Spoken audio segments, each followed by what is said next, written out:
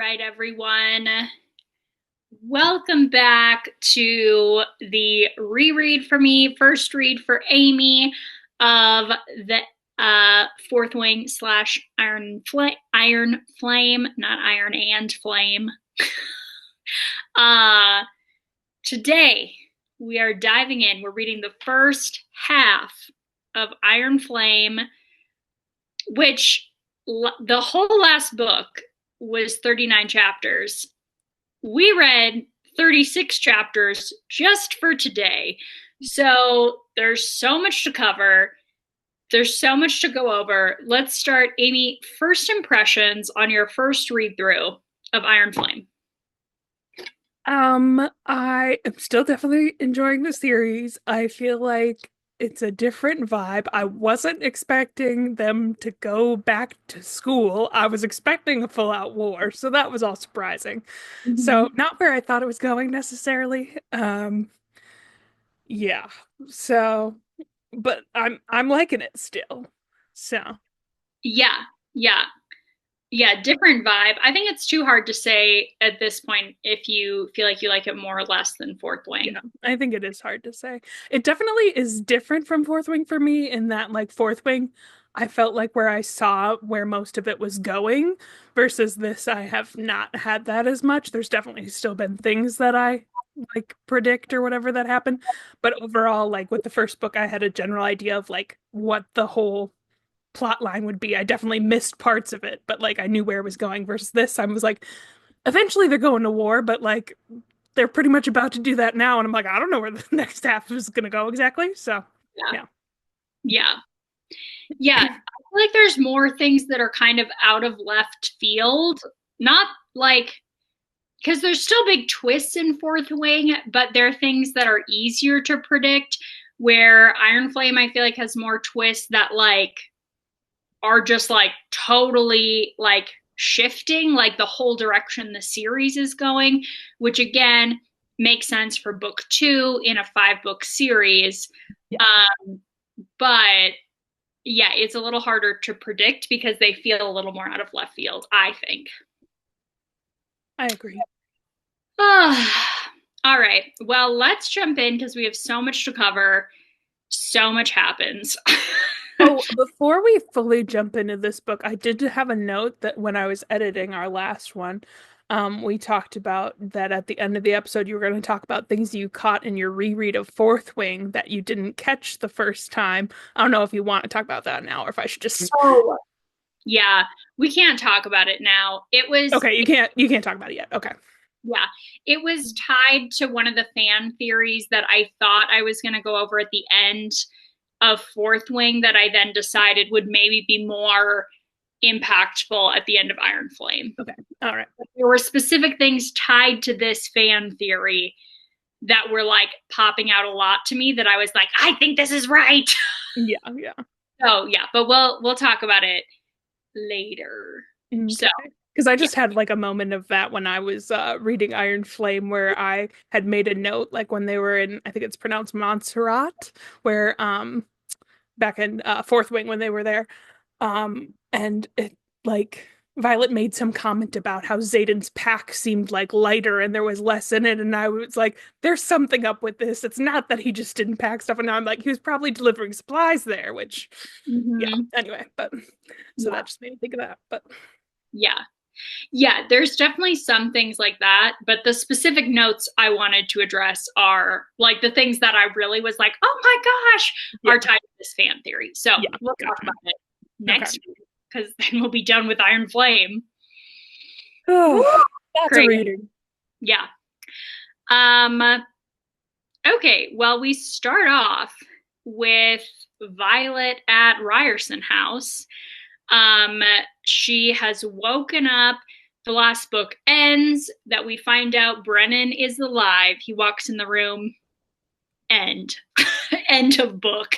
So this book picks up then with Violet having, so the battle just happened. There is like a 3 day time difference between the two books, of which Violet is unconscious, but essentially we're picking up immediately where the story left off. There's not a time gap.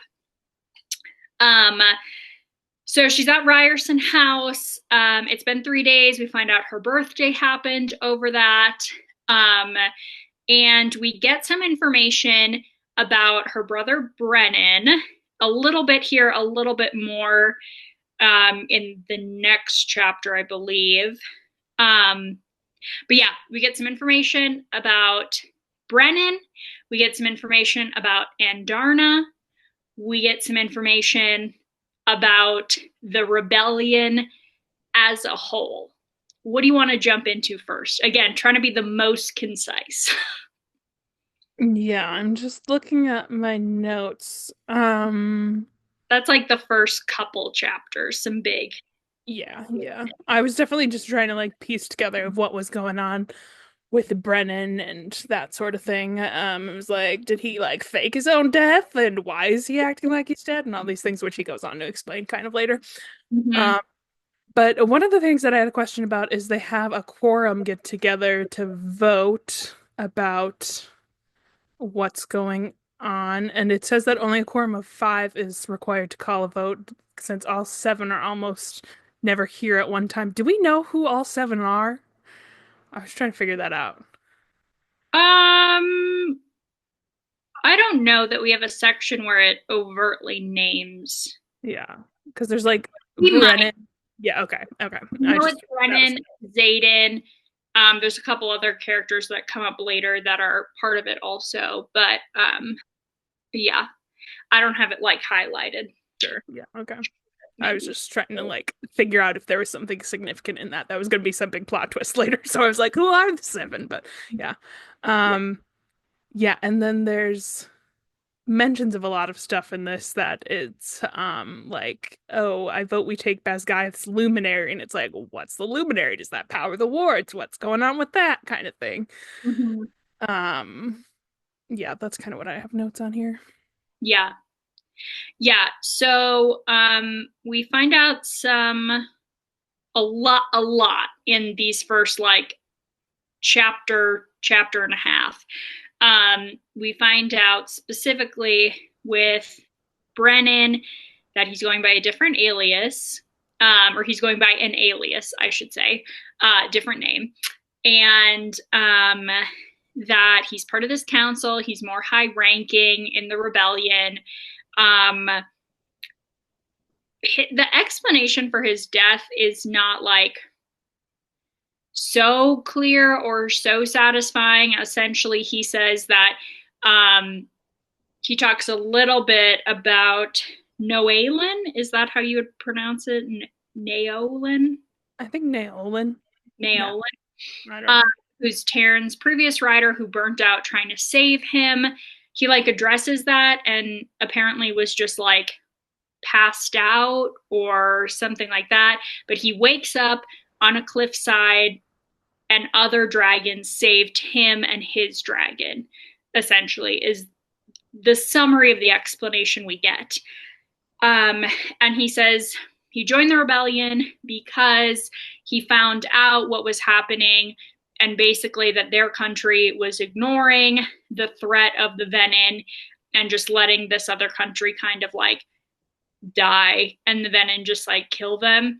And he couldn't stand by. So that's why he's part of the rebellion. Yeah, I definitely at first was like, that's stupid.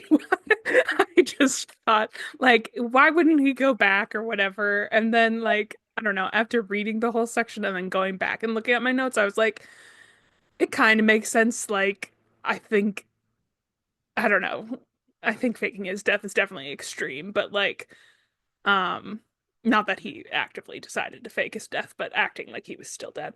And but at the same time, like he couldn't just go back and like do something about it because he didn't have the power to do that kind of thing. So like this probably is where he could make the most change, but I don't Yeah. know. Yeah, I'm with you. I think it's just not very satisfying. Like this is a very like it's almost like passive that he became part of the rebellion. It wasn't like he discovered all of it and then made a conscious choice that he was going to go into hiding or he tried to do stuff on this end and then switched over. It was kind of like, oh, the opportunity's there. They already think I'm dead.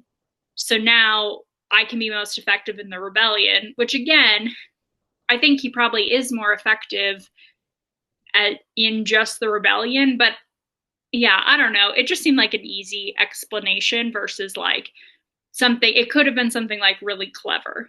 Yeah. Yeah. But I guess Rebecca had a lot to cover, so she wasn't worried about this part. Yeah.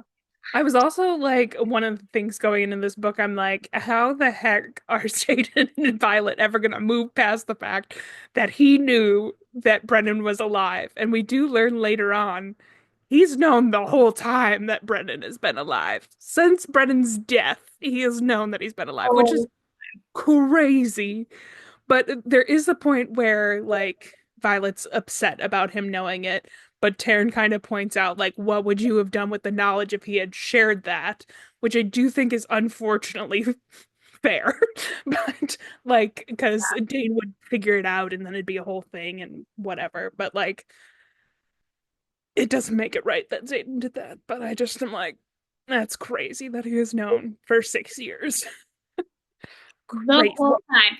Also, okay, think about this was something that stood out on the first reread through is when we first get Zayden meeting up with the other marked ones at night and Violet's in the tree and overhears them. He specifically says to them, like, and remember, Violet has as much reason to hate us because of her brother Brennan.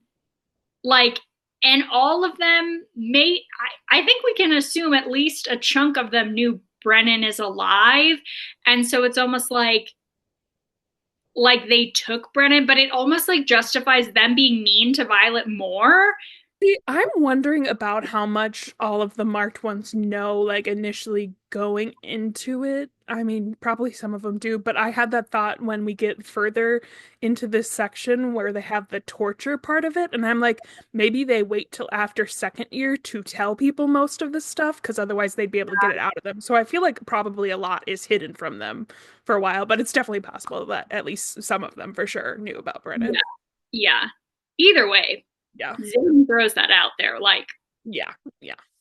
that's just a thing.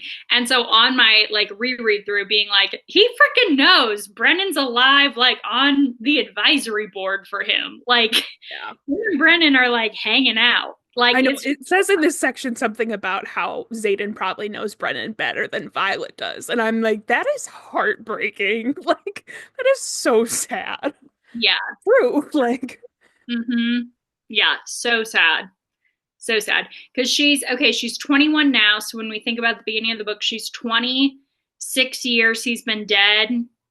So like, yeah, she's 14 when he dies. You obviously change a lot between 14 and 21. yeah, yeah. Crazy. Um, yeah. So that's big. Um, yeah, we also, I mean, we touched on it a little bit, but in this section, we start hearing kind of some of the issues that the rebellion is having.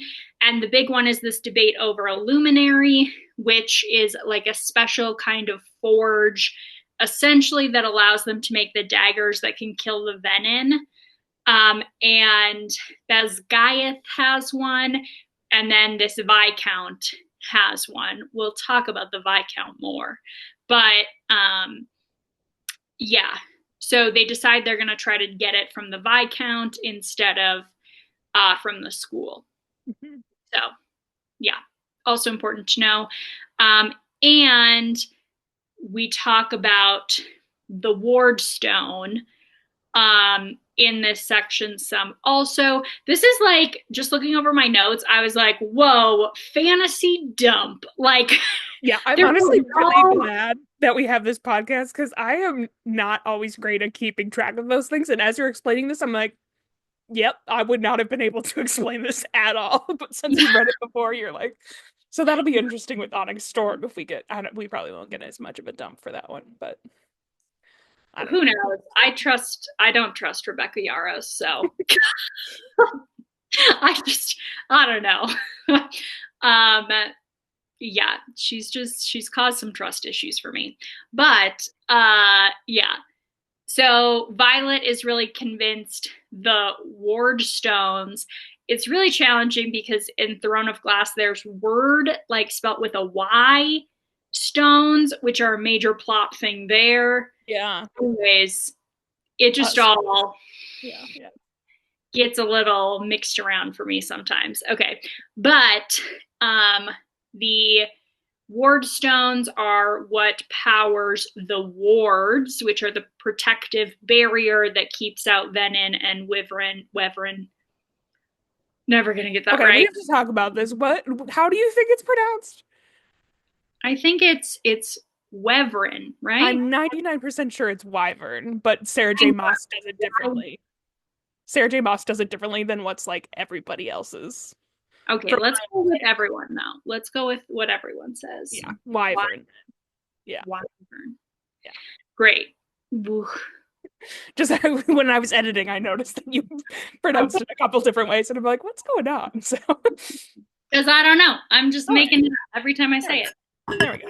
Yeah. Also, everyone calm down. It's fantasy. I'm looking at my mic now to make my point really clear. But also, we're going to do what everyone says. Okay. Anyways, so yeah, so the wards keep out the venin. That's what we know. I think Um, they said specifically in the last book that it's like any magic that isn't dragons, pretty much, right? yeah. Okay. Yeah. Yeah, yeah. Um, yeah. So there's that.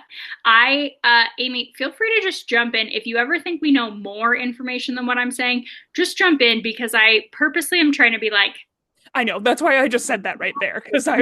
I know that. Yeah. Which I appreciate for sure. Something that also maybe you're not mentioning because um it might be something that I don't know, people didn't read into that much, but I was obsessed with and wanted to know what the deal is. With Xaden having another scar on him that is on Mm-hmm. his chest.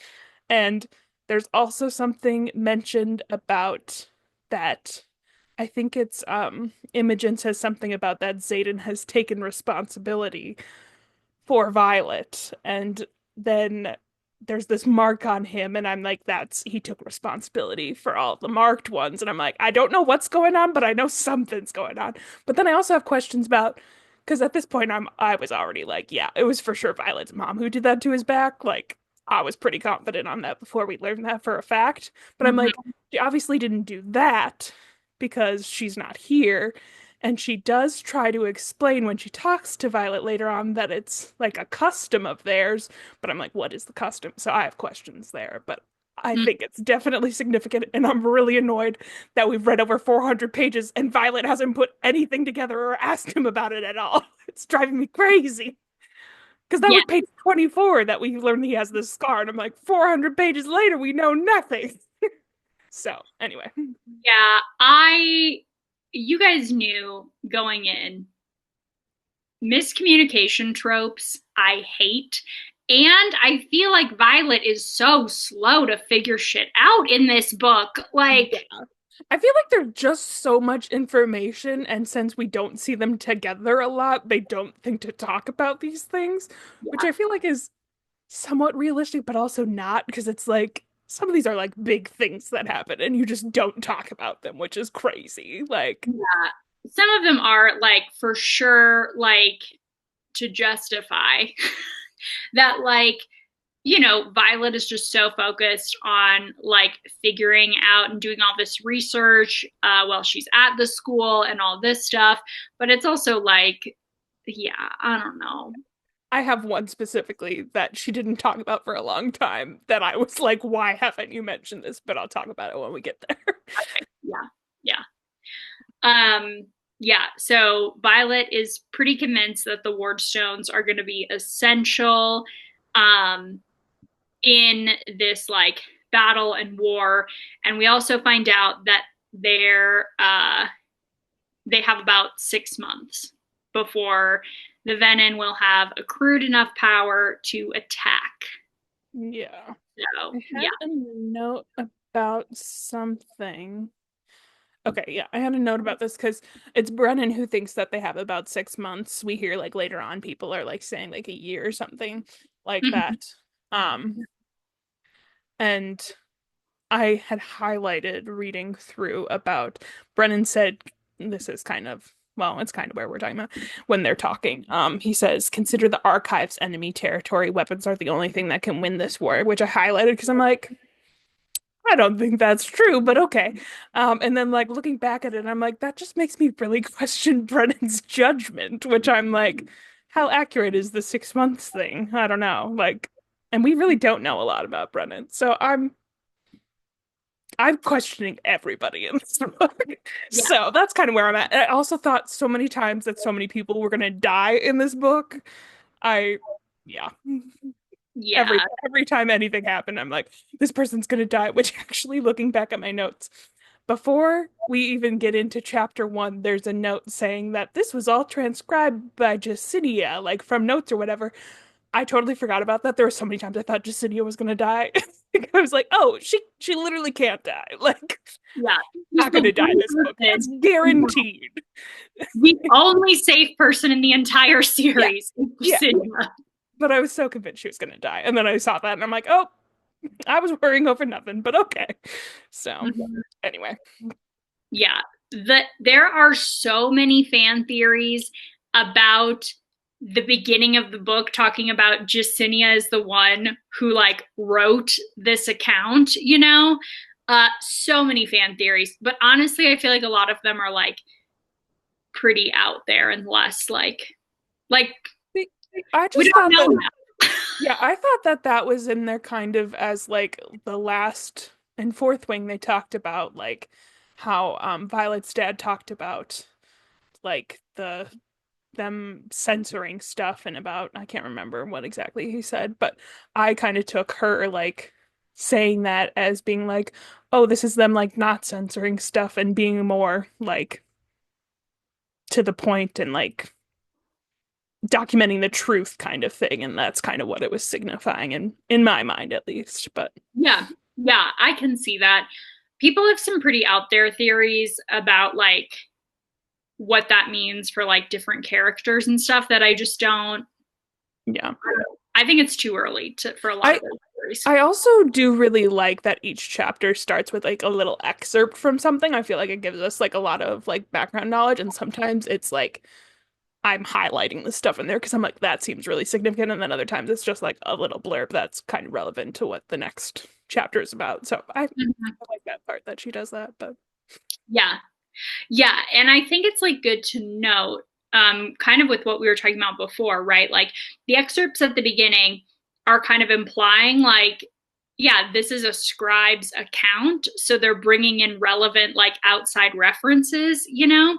Mhm. And then also just the interesting thing about Violet's family, where like Mira and Brennan almost always are skeptical of scribes and have a preference for whatever the writer's quadrant does. That's where they believe truth is and safety is. Like, safety comes from being able to defend yourself from your dragons, from your physical skill, from your signet, like very writer's quadrant things. Mhm. And Violet almost always assumes safety will come from more knowledge. Like, she's coming from a scribe worldview, which is just very interesting to note. I do find it interesting that Brennan still seems to be that way too, since he's aware of what's going on and that it's like the leadership, which are all riders, are pretty corrupt, like, and that he's still has those thoughts. So, Yeah. I think it's just shifted though, where it's like not the writer's quadrant at the school as much as just like the power of like dragons and weapons and like physically defending themselves with like force or power is what will save them. You know, like that overall attitude. yeah. Oh, man, excellent discussion. And let's keep on going. Let's talk about Andarna because there's maybe stuff that we'll come back to that we would have missed, but we got to just keep on cruising here. Um, so Violet finally is able to go see her dragons. And surprise, surprise, Andarna is so much bigger and is a new color. Tell me, what were your thoughts reading this, Amy? One, it's been 3 days. Keep that in mind. Yeah. Um, I guess I was like, I didn't get what the big deal was about her being larger because they're like making kind of a big deal about that. And like, it has been 3 days. That is an excellent point, which I didn't really think about. But I'm also like, I don't know how fast dragons grow. Like, that Yeah. could be completely normal. Um, Well, but dude, she's bigger. yeah, yeah. It seems that it has something to do with like her power and using it, and Violet is like, "Oh, I did this to her." And I'm like, I don't really get, I guess I still don't really get what the big deal is with her growing so fast, like why that's a bad thing necessarily. And I'm like, is she in danger somehow? Or and now with the whole like big sleep thing, whatever it's called. It's not the big sleep. The dreamless sleep. Dreamless sleep. That's what it is. I'm like the big sleep that Big just means sleep. death. Like a That's mom. not what it is.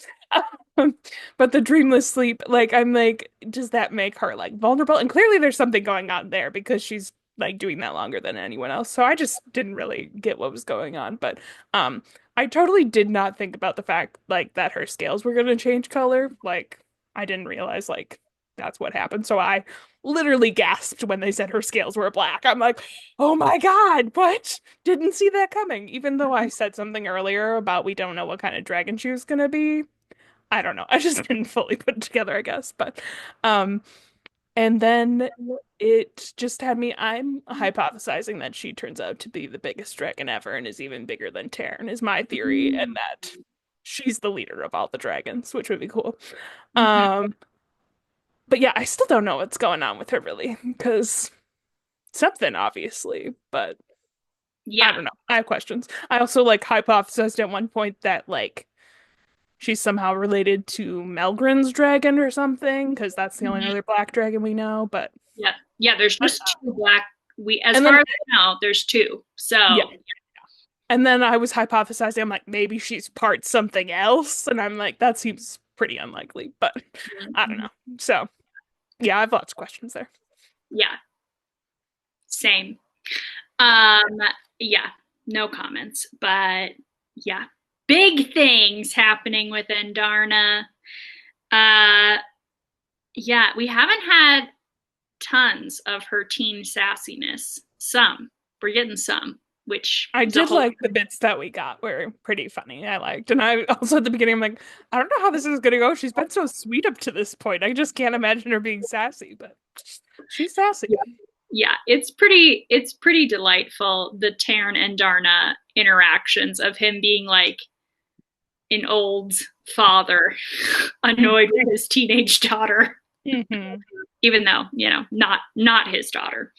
Uh okay, so let's see. Let's keep looking up these notes. Okay, they decide to go back to school. I think that's the next big thing. Yeah. Yeah. Yeah, my next note is when they run into Dane at school. Yeah. Yeah. Okay, so they go back. They basically sneak back in and no one's aware or thinks it's weird. Non-issue. Anyways, yeah. And then they have a very dramatic reveal when they're doing the death toll in the morning and they call Zayden's name and he's like, well, that's awkward. And people are like, oh, he's here. Um, yeah.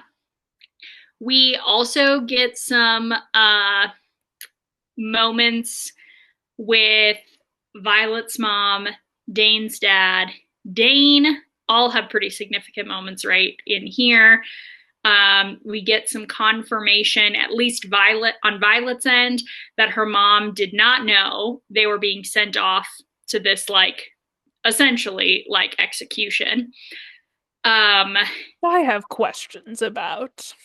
Fill me in, Amy. Fill me in. 'Cause I'm like, it said something that she was like not involved with it. I'm like, well, what is she doing if she's not involved? That seems pretty significant. I just find it hard to believe she didn't know that was going on.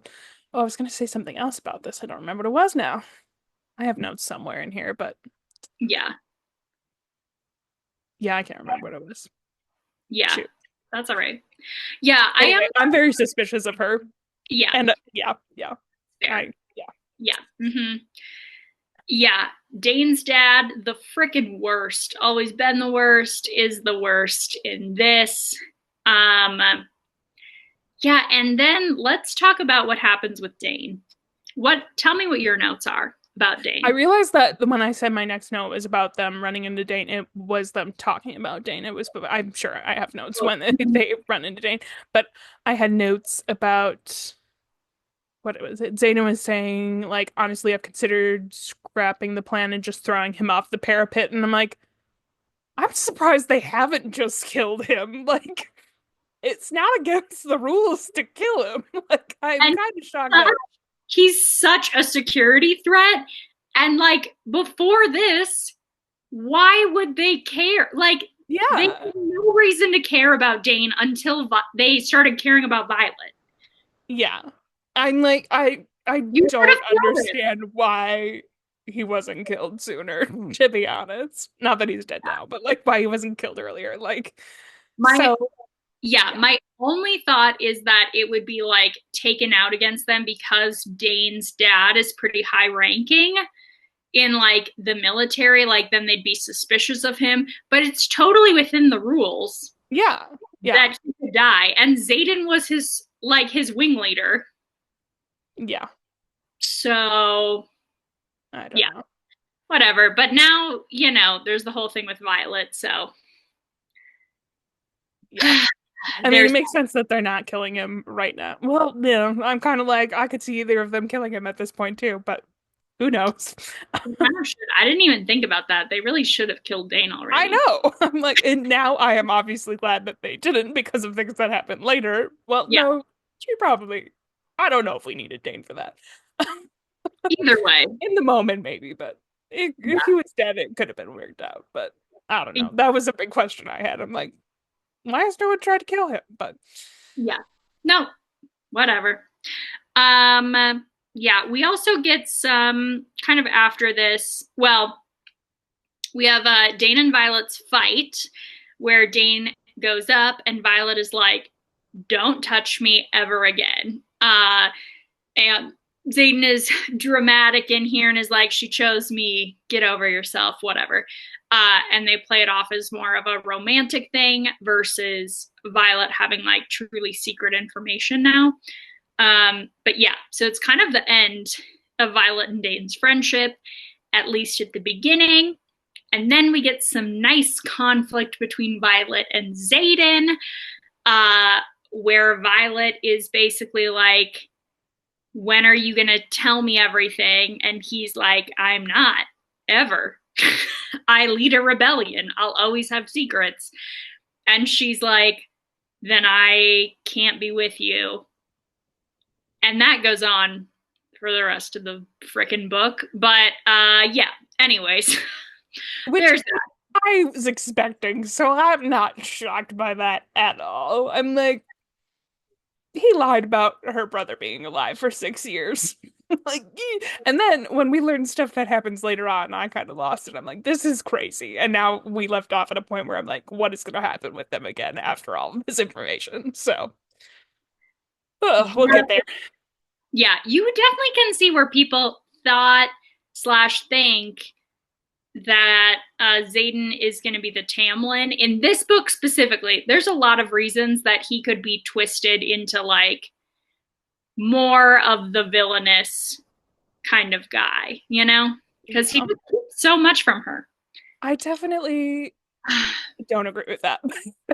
I never liked Tamlin. Never. Like I didn't actively hate him the whole time, but I never liked him. And versus Satan, I've kind of always liked. Yeah, yeah, Definitely has some red flags. So yeah. No, I'm with you. I like Zayden. Yeah, he has red flags. yeah. And they're like teenagers, They're And teenagers trying to lead a national revolution. he's like 23 years old, but They're young adults. His brain isn't developed. That's the point. yeah. But what was I gonna say? I don't remember now. Yeah, I don't remember. Whatever. Anyway. Mm, yeah. Oh, he has reasonings behind why he does the things he does that I think are fairly valid, even if like he doesn't have a good answer to what he should do, like what is the right thing to do, because it's going to mess something up no matter what he does, kind of thing. No, for sure. And Versus this is Tamlin was just hiding information for no yeah, reason. So, yeah, yeah, in the name of like safety, you yeah. know? Like, yeah, Xaden isn't doing things just to try to keep Violet safe. It's Mhm. like he's trying to keep other people safe and doesn't know what, like, there's a lot of things that aren't his to share, you know? Yeah. Yeah. Which again, if you didn't listen to last week's episode because you read Fourth Wing and just want a refresher on Iron Flame, so you're just listening to these episodes, I have a longer discussion about morally gray characters in the romantasy genre and how Rhysand and Xaden are not morally gray main characters, even though they do some like violent things or keep some secrets, does not make them morally gray when it's in name of saving other people. That still makes them morally good. Yeah. They just are willing to get their hands dirty to be morally good. Yeah. I just saw some fan theories about people talking about Akatar and thinking that Reese is going to end up being the bad guy. I'm like, that's insane to think that after there's been 5 books that that's what's going to happen. I'm like, you're crazy. But anyway, total No, tangent. But the internet would riot. I would riot. yeah. I love him. Okay, moving right along. He's my favorite book romantic interest. I know everyone was wondering. I Mm-hmm. don't think Oh, we've ever talked about it. never. I don't know. I've definitively made the statement. Maybe not. Maybe I've just heard you talk about it off the podcast enough that I assume that we've talked about that. But Yeah, yeah. Of all the SJM characters, for sure, yeah. for sure, he's my Speaking of favorite. SJM, I did finish the tandem read, but we'll talk about that off air. Oh, guys. I hope all of I'm you are. also I'm now doing a book reading challenge for this independent bookstore that's nearby me, where it's read bingo. It's for their anniversary, which is in April. So I'm trying to read 24 books that fit into specific topics by April. So I've read 4.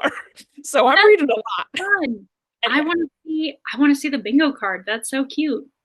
Tropes and Trifles is a romance bookstore in Minneapolis. So Oh, yeah, it's very I cute. want to go. Yeah. Cute. Okay. Yeah. Um, let's see. Where are we at? I did Um, have a note about how I thought it was kind of ridiculous that they didn't have a plan as to what they were going to say happened when they got back to Beskyle. what? Oh my gosh. They just Like, didn't talk about it. I'm like, you don't think anyone's going to have questions? Like, everybody's going to have questions. I don't know. yeah, like we didn't talk about what Violet's supposed to say to her squad. We didn't talk about what she's supposed to say to Authority.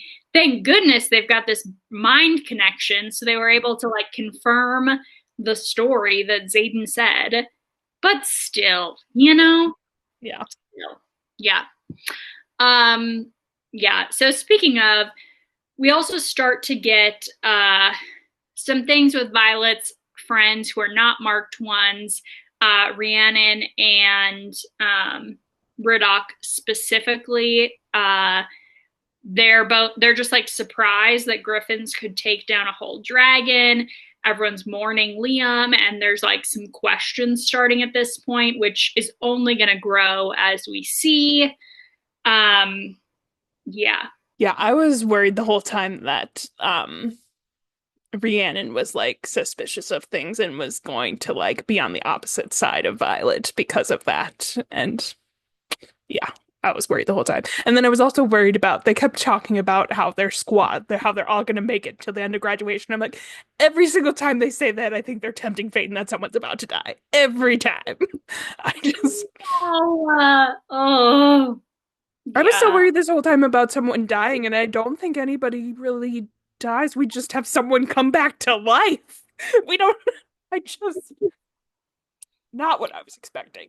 We cannot even. Everyone go back and watch my face as we talk about Jack Barlow dying in the last episode because I tried to be cool about it and I don't know how well I did. I mean, I picked up on nothing. I feel like I've potentially picked up on other things, maybe from you, but I also read into everything. So I think you did a good job. I also don't think I ever would have expected that to happen. I also, when I I texted Callie when that happened. I was just like in all caps, Jack Barlow.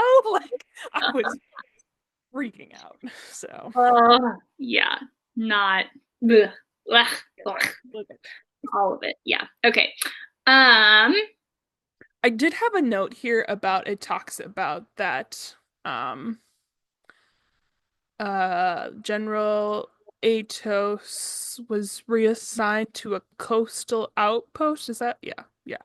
Which I did have I highlighted that, and then throughout this section, we kept getting little teeny bits that seemed insignificant, but since we kept getting them about these isles, something isles.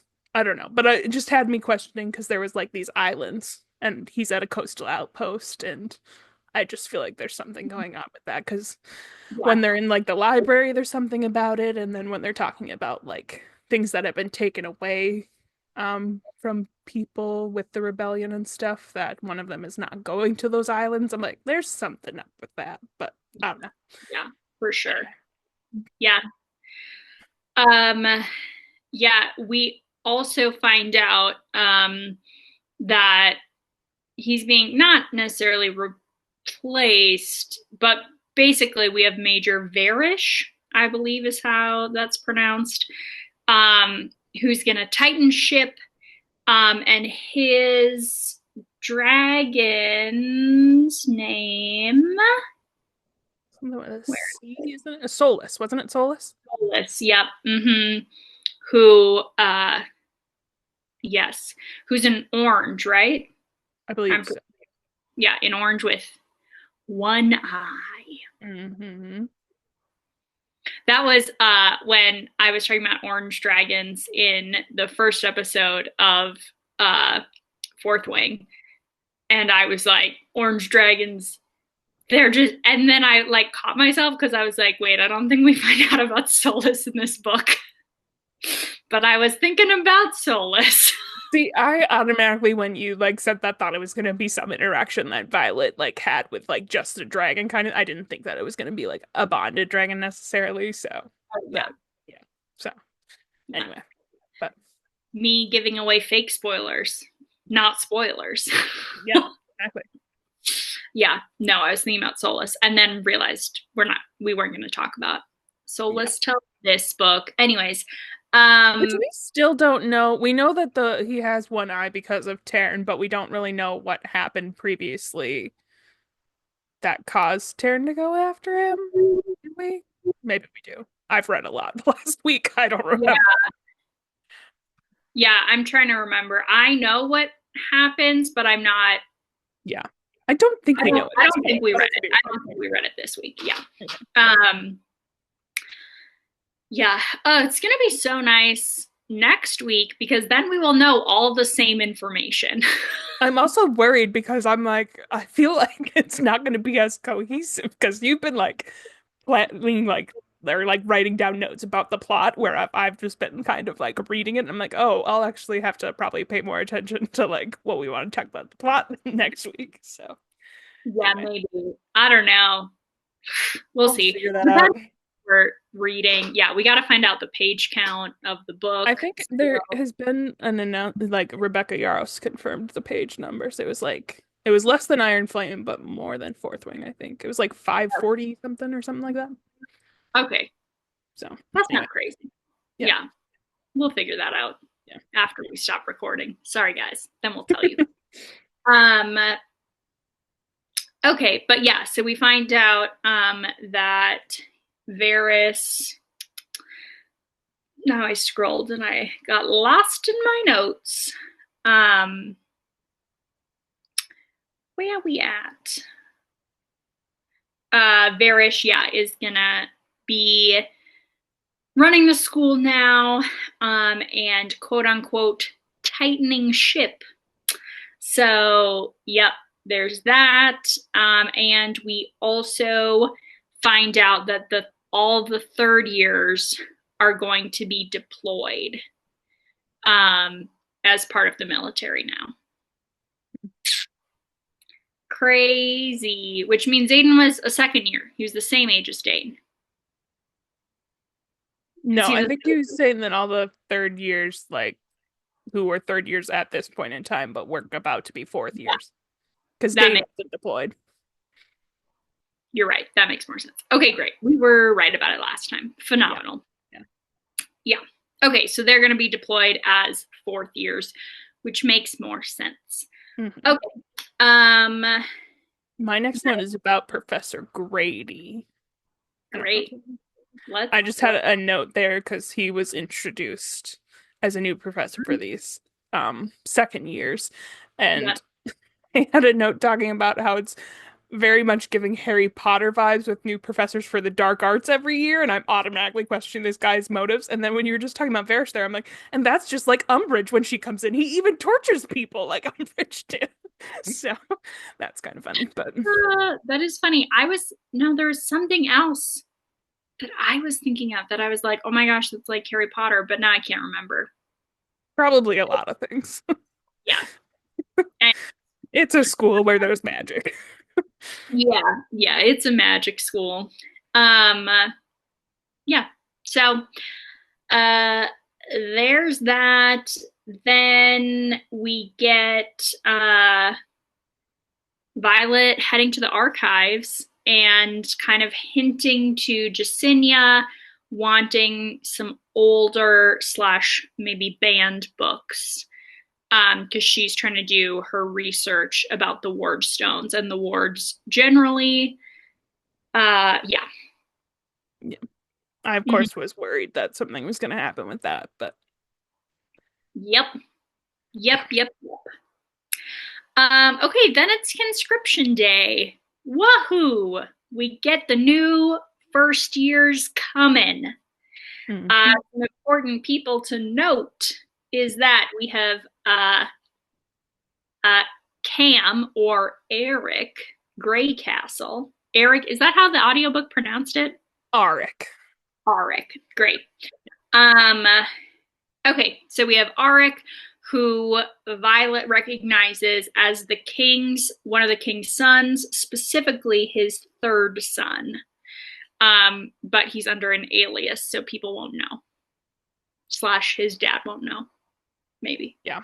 I had a note here because we talked about last week about how there's two tropes in this book that you don't like, which we determined were miscommunication, and I was guessing the other one was love triangle, which we didn't really land on. And I'm still questioning if it's love triangle. So I, of course, when Arc was introduced, I'm like, love triangle? Is that what's gonna happen? I just kept guessing about who the love triangle was gonna be with this whole time. So, and I still am unsure, but or who even knows if there is one, but Who knows? Is that the trope that annoys me? Who knows? I'm pretty sure it is, but who knows? It's a good There's a guess. definite contenders for who the love triangle could be. Yeah. So Yeah. The other significant person joining the Riders Quadrant is Sloan Mari, who is Liam's younger sister, who Violet has promised Liam on his deathbed he would look out for her and take care of her. And she is trying her darndest to make sure that happens, but Sloan frickin' hates her. yeah, I uh, had my first note was when we heard that it was Sloane. I'm like, I swear to God, if she dies on the parapet, I'm gonna lose it. And then she gets really like mad at her and is like, "You are the reason my brother's dead," kind of thing. I'm like, oh no, her hating Violet might be worse than her dying. Like, this is just bad. it's so painful. It's so painful. And Sloan is absolutely convinced that Violet is the reason Liam is dead. So, yeah. And then I was on the verge of tears when she made it over the parapet, and it's a quote of Violet saying, "She made it." I whisper up to Liam, and I'm like, "Oh, it's heartbreaking." Oh, I don't know why it's the death of Liam just really got me. it's I'm usually like deaths in books I'm not that upset about. I can think about like the one other death that I was really upset about, which spoiler alerts for Hunger Games if you haven't read it in a decade, um, was Finnick. I'm like oh, that was a that hard one. for sure the hardest literary death that I have had. And now I'm like Liam's pretty much up there, which is kind of funny because we didn't know Liam that well. I mean, yeah, anyway, but Yeah, I was thinking about that. We didn't even talk about Liam until the second episode of Fourth Wing, which means he like was only a character for like half the book, but the emotional ramifications just keep on going throughout this one. So, mhm. yeah. Um yeah, and then everyone gets assigned to their squads, and this is the scene that we talked about at the start of Fourth Wing, that their first squad formation, to really think about those details, because the contrast to hearing the first squad formation when Violet is a second year uh, is pretty important. And also, I just thought it was very like powerful how the symmetry between the two. Yeah, so tell me your thoughts reading about the first squad formation. Yeah, I'm glad you said that, like when we read the first book, because otherwise I don't know if I would have reflected on that as much, but like I definitely understand what you were like saying from that, because I feel like there's so much less like fear and intimidation from the second years, like in regards to the dragons and that sort of thing. And like it shows like how much has happened in a year and how they're in such a different place than they were last year. And she was questioning last year if she should even make friends with anybody and that sort of thing. And yeah, just in a totally different place than they. Mm-hmm. So, Yeah, yeah, yeah, for sure. For their like characters as second years, it's really big. Um, and like the emotional transformation, and then the actual ceremony, the switch of just noting like, you know, a few first years were killed by the dragons who like fled or ran, and then we have Solus, who's just taken out whole sections, hmm. and maybe intentionally trying to take out Violet's squad, and Violet specifically, though we don't have a ton of confirmation. Yeah, I was questioning about like if she was going like because this is a book from her perspective, probably going after Violet, but it also was talking about that he was targeting like third squad, which I was like, is he targeting? Is Violet in third squad? I don't No, even because it remember. wasn't people from her squad didn't die, and it said that a bunch of people from third squad, at least half of them died. Yeah. So yeah, so I was kind of wondering about that. Did we know at this point? Yeah, we knew that it was Varish's dragon, right? Yeah. Yeah, we do. Yeah. I think this is the first time we see Solus, but we Yeah. know it's Varish's dragon. Yeah. Mm-hmm. Yeah. And then we get Tarn coming in, Hmm. flying in, when as soon as he hears it's Solus there. He's like, I gotta come for you, Violet. Yeah, and he's like the whole time he's like, you gotta keep watching him. Mm-hmm. Like you turned away, look at him. It Which was is the only reason that Violet is alive is because Taryn warned her of that. So yeah, only reason her whole squad is alive, really. pretty much. Yeah. Uh so that was such an intense part to read. It was intense to read the second time when I knew what was happening. Oh, Yeah. oh yeah. Um okay, so we have that. Uh and Taryn like roars, scares Solus, and Solus flees. So, haha. Taryn's Taryn's the biggest dragon at the school. Suck it, Varish. Ugh, the worst. Yeah. So, anyways, that's that. Okay, now that's the end of chapter 8. Gosh, we have so much still. Okay. Violet starts running is kind of that's my next note.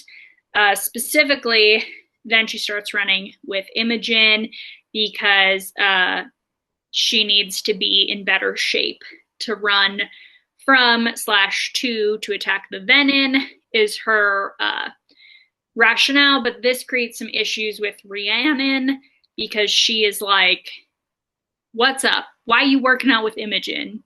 Don't you hate Imogen? Remember when she like messed up your arm last year. So this is kind of one of the first start of like their friendship kind of being on shaky ground because of what Violet's keeping. This is kind of the start of that. Also, Uh, looking at that, I'm like, why is Rhiannon questioning that so much? Like, they literally saw like one of their friends die together. That might change people's relationships, but she doesn't know the full story. But still, she knows yeah, that much anyway. yeah. But Even people die there all the time. Who knows? They yeah, all are messed up. yeah, I guess. It is I do think it's a fair point that like even in the like fake story, they are like super like they still fought and battled together and watched Liam die in said battle, you know? So like it still makes sense for them to be closer. Yeah. Anyway, so there's that. Yeah, I do wish she would have just said like we were in battle together and I have to be faster, like in Liam's honor. I feel like Rhiannon would have reacted well to that and it wouldn't have been a lie. Yeah. I feel like Violet is just so stuck on the fact that she has to lie to people that she isn't thinking about like how to just like tell the truth without saying too much. She's just so like, I don't want to lie to these people kind of thing. I don't know. Yeah. Yeah. Yeah, no, it's true. But I'm like, you know what would have been useful for you and Zayden to talk about? A lot How of things. A lot of things you didn't. a lot of this is one. This is one of those Yeah. things. Because Zayden's freaking good at it, lying but not lying. hmm He's real good. I had a note of that at some point. I think we already passed it, but I was like, I am amazed at how good these people are at lying without lying, but still Yeah, lie. yeah, yeah. Like concealing the truth but not lying to Mhm. people. Yeah. Kind of, you know. Yeah. Yeah. Um. Yeah. Let's see. What else? They talk about in Oh, class about what happened, that they talk about that the trading post nearby in Resin was leveled by Poromish unrest, and that they think helping disrupt their communication lines about their outpost. And I was like, that must be really enraging to hear when you know what happened. I yeah. just, It says she seethes at him, like she's seething. mm, Um, yeah, and that uh, it's pretty likely that he knows this is about Markham that. talking, right? Yeah. Yeah, uh-huh. But yeah, Violet thinks he knows at this point about the venom and is doing nothing. So yeah.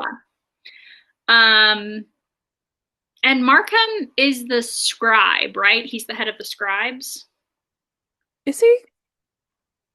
I thought, or is he the one that can Maybe. project? I thought he was the head of the scribes because that's normally who's in battle brief. It's the one professor, Yeah, I think you're right. Yeah. and then the male professor is from the scribe quadrant. Yeah. Yeah, I keep getting some of these people confused. I think you're I'm right. I'm I nearly would positive. Google it, but I don't want to accidentally have spoilers because that's how I think I got another spoiler. So, No. not another spoiler, one of the spoilers I already talked about. Oh, But it's a okay. really big one if I read it correctly. And I'm pretty sure reading into some things that happened, I'm like, I think I might have read it right. I don't know. I We'll see. want to know so bad. Next Oh, week, you'll know next week. yeah. Okay. Yeah. So, ba, ba, da, ba, ba. Yeah, yeah. I That's correct. So Markham is the Yeah. scribe, the head of the scribes, Mhm. and then Devera I think it's Devera. Devera is the female writer who's their professor for Battle Brief.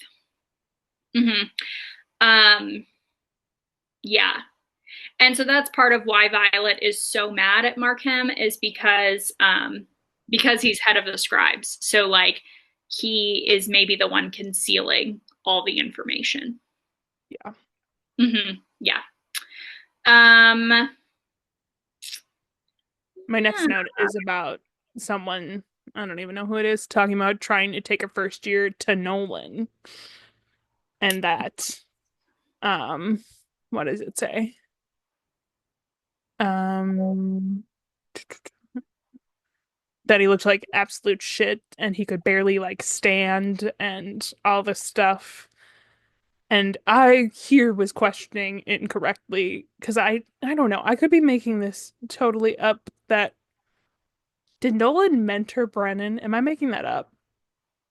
I don't think we know that Okay. overtly. I think No, I just kind of thought that because mentors aren't common, so that they were probably had some relation. So I was questioning if like Nolan knew that he was alive and there was something with that, which is not what it turns out to be, but that's yeah, where my head went.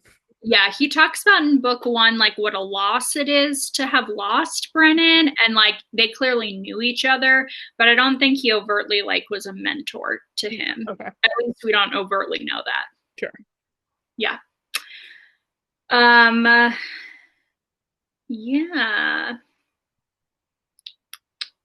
Next note I have is when someone tries to attack Violet. Hmm. Yup. Let's talk about that. Oh, which I guess there was a death. I forgot about this death. Yeah. Yeah. Whoops. Yeah, so first we have Matt challenges and Sloane challenges Violet, but they are interrupted um, because the giant first year arrives and asks who Violet is. The first year is asking, like, which person is Violet Sorrengail. And gosh dang, Nadine is like, as a joke, she's like, it's me. And the first year goes up and snaps Nadine's neck. Which also, this is more significant because of the 11 first years that were part of Violet's squad last year. There are only 5 of them left, which is Violet, Rhiannon, Riddick, Nadine, and Sawyer. That's it. Everyone else has died. So now they're down to 4. But they have more than the average squad, don't they? I think they say that at some point that they have more than average, which is crazy. They were the Iron Squad. Yeah, yeah, that's right. Mm-hmm. Although I don't know at what point they get Iron Patch because of the Iron Squad patch, because apparently they had had no deaths was the thing there, Oh, and then a bunch of them died during oh yeah, in the Gauntlet and stuff. yeah, So I think it's like up until the Gauntlet they've lost yeah, the least yeah. amount of people. Anyways, um, yeah. So then Violet, the start of chapter 10 now for people who also took notes slash for us, is then Violet announces she's actually Violet. And the first year goes to attack her. She gets out her blade and stabs him. And she thinks that Dane's dad sent him. Yeah, because he says so. He says secrets die with the people who keep them, which is something that General Atos said to her. So Mm-hmm. seems Yep. pretty solid. Yep. Mm-hmm. And he is not the only one who says that. Yep. Yep. Yep. Um. I was Yeah. also glad that in all this chaos that she remembered about like not wanting Dane to like touch her because Dane like comes in and is like about to touch her and she's like, "Don't touch me!" Like I'm like, I yeah, know. Oh my gosh. Yeah. Um. Yeah. We didn't talk about Zayden got his placement. And so he is off at Samara. hmm Samara. Samara. Samara. Yeah, so that's the base that he's stationed at, and the plan is he's going to be gone for 7 days and then come back because that is the max amount of time that their dragons can be apart because of the bond they have. They both start to be in physical pain if they're separated for more time than that. Yeah, so that's that. I also had a note about the first year that attacks her, which then Violet ends up killing him. And I was thinking about this, and I think I have it right. Other than like the Venom, this is the second person she's ever killed. Hmm. And it is so different from when she killed Jack Barlow. I mean, he was also like actively trying to kill her, but I guess Jack Barlow also was kind of doing that. So I Yeah. just noted that because it seems very different and shows that she has changed as a person. So Hmm. yeah. Yeah. No, for sure. For sure. Ugh, yeah. Zayden comes back. She doesn't end up fighting Sloane on the mat challenges. Sloane and Arik fight, and it's clear that Sloane is not as good of a fighter as Liam was, which is concerning for Violet as her self-appointed like protector of Sloane. So yeah. Then Zayden comes back. They have a tiff that continues, aka they're still fighting about how truthful he's going to be. Um, and he writes her a letter that has some more information. So, yeah, in the name of he's trying to be as truthful as he can. Which, what are you thinking? How are you feeling about their relationship at this point? I'm curious. Are you like, yeah, any thoughts, no thoughts? I like, I liked Zayden a lot and Violet. I like them both. And at this point, I'm like, they both are in the wrong. They're both not doing a great job here. I think I like am going to be fine with them later on, but right now they both kind of suck. Like they're not, neither of them's doing a great job at things. So that's kind of where I was at. Yeah, that's how I feel in a lot of this book is just like I like them together. I don't hate that they're together. I don't think one of them is overtly more in the wrong, but I think they both yeah, they both just make dumb choices and are trying their best at the same time, Hmm. which some of that is just like relationships in your 20s and then it's very high pressure, but yeah, sometimes I don't want realism in my fantasy books, you know? What? That's crazy. So, yeah. Kind of related to what you said, or at least it made me think of it, and maybe it's not, and it's a tangent. Anyway, I'm gonna talk about it. I did not know, and I'm curious if you knew that Rebecca Yarros, I don't know if she's actively or is an ex-Mormon. No. Yeah. I didn't fact check this. Maybe I should have fact checked it. But they were talking this TikTok I saw was also talking about Stephanie Meyer and Sanderson and talking about that and about how there's a lot of authors who write fantasy that have backgrounds in Mormonism. And I'm not sure if Stephanie Yarros is actively a Mormon or not, but and it was talking about how the male authors, I thought you would find this interesting, and it definitely is a tangent for our podcast, but I feel like I should mention it. About how the male authors like get into these really deep, like world building fantasy stuff, which I've never read any of Sanderson's stuff, so I don't know a lot about it. But and that the women often write fantasy romances, which kind of tells you about the gender roles in Mormonism, which I just thought was really interesting. And this was from the perspective of someone who was an ex-Mormon too. So I just Okay. thought that was interesting. But anyway, I should Uh, send it. yeah, please send it to I think me. I saved it. Okay. Yeah. I know.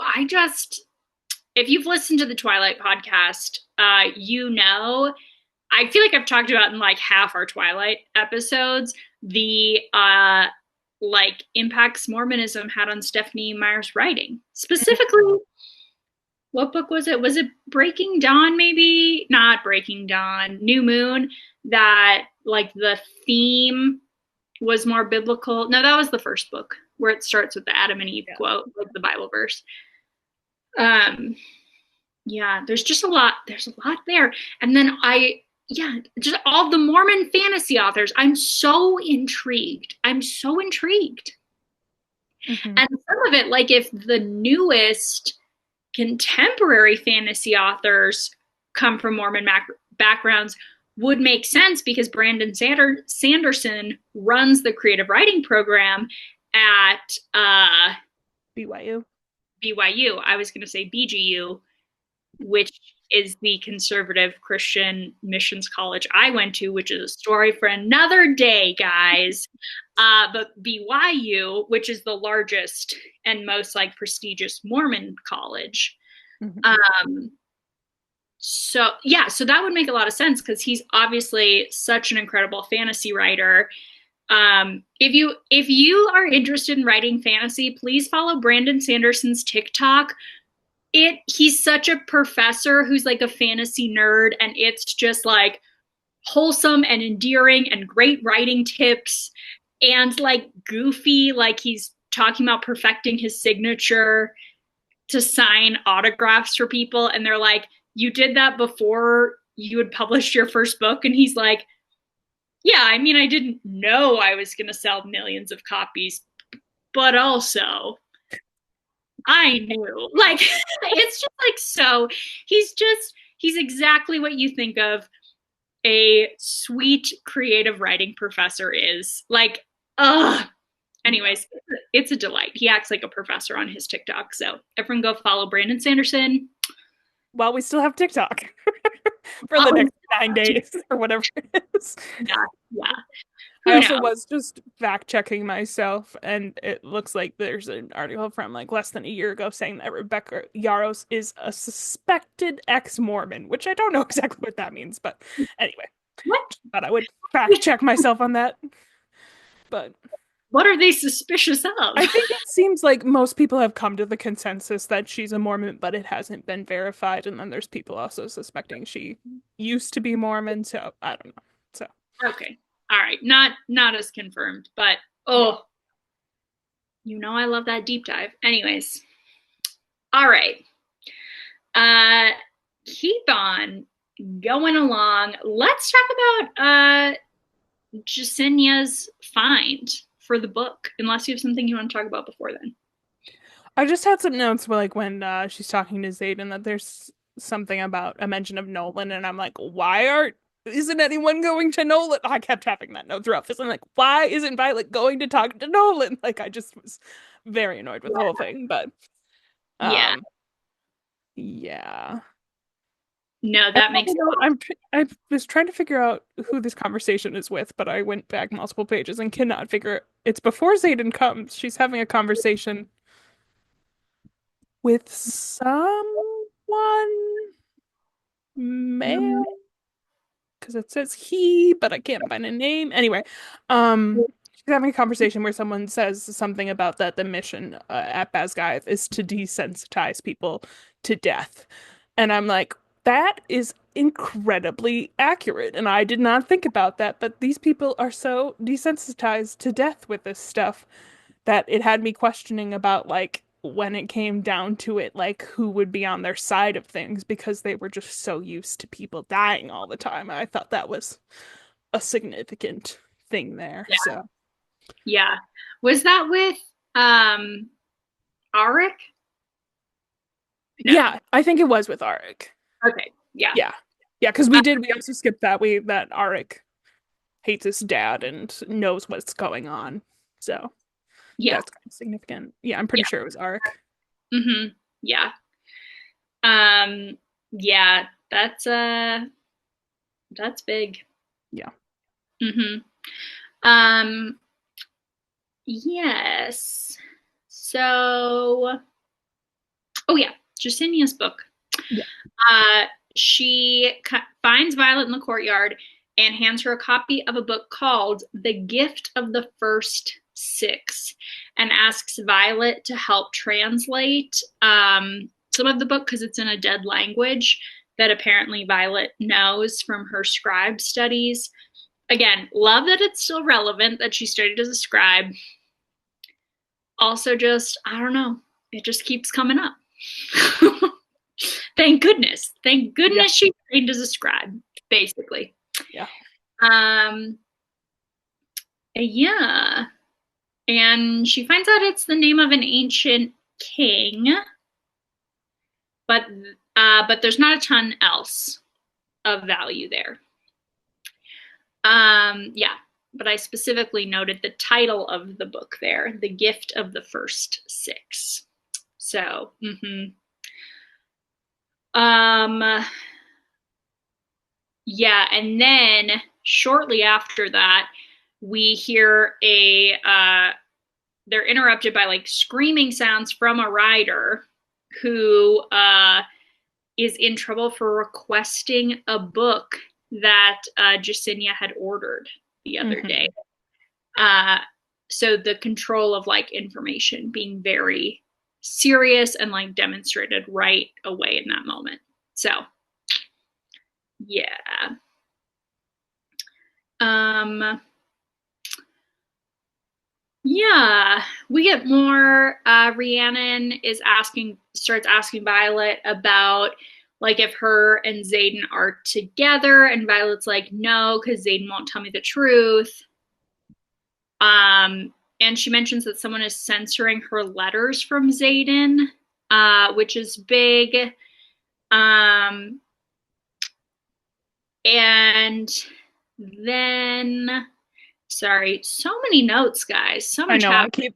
that's why I've been quiet for a minute. I'm like trying to sort through my notes. Yeah, we also have Riddock mentions that another black dragon has been seen in the Vale, which Violet knows is Andarna, but obviously that's like a thing, and black dragons are like very prized among riders. Also, we know for book one. So, I um, also just had like a question here, and I'm like, people are obviously going to see her eventually. Like, why are they trying to keep this a secret? Which I guess I still have questions about, or if it's just that she's yeah, I don't think this is giving anything away. I think it's the idea that they're trying to keep it secret because one, they at this point everyone thinks feather tails are their own species, like yeah, they haven't announced, like this would be like the announcement basically that feather tails are babies or adolescents. uh and then also that like because they don't know that, they also don't know that then adolescent dragons are in the dreamless sleep, which is a very like yeah, vulnerable time for the dragons because they're just like asleep so much they're not defending themselves. yeah. I So guess I didn't think about it in that aspect because I guess they could be vulnerable in that state. That makes sense because I was like, they're obviously going to find out eventually that Andarna was not fully grown, but yeah, yeah. yeah. So yeah, I think they're mostly just trying to like avoid having Andarna be then like studied or interrupted during her great sleep and or the deep dreamless sleep, whatever. Now I'm messing up on that because of us calling it the You're not saying the big sleep though, which is what means death. yeah. So, um but yeah, she's like super vulnerable right now, I think is some of it. So that yeah. makes sense. Okay. Hmm. Yeah. Um yeah. Varish also wants to see Andarna, and Violet is making like excuses to like be like, no, you can't see her.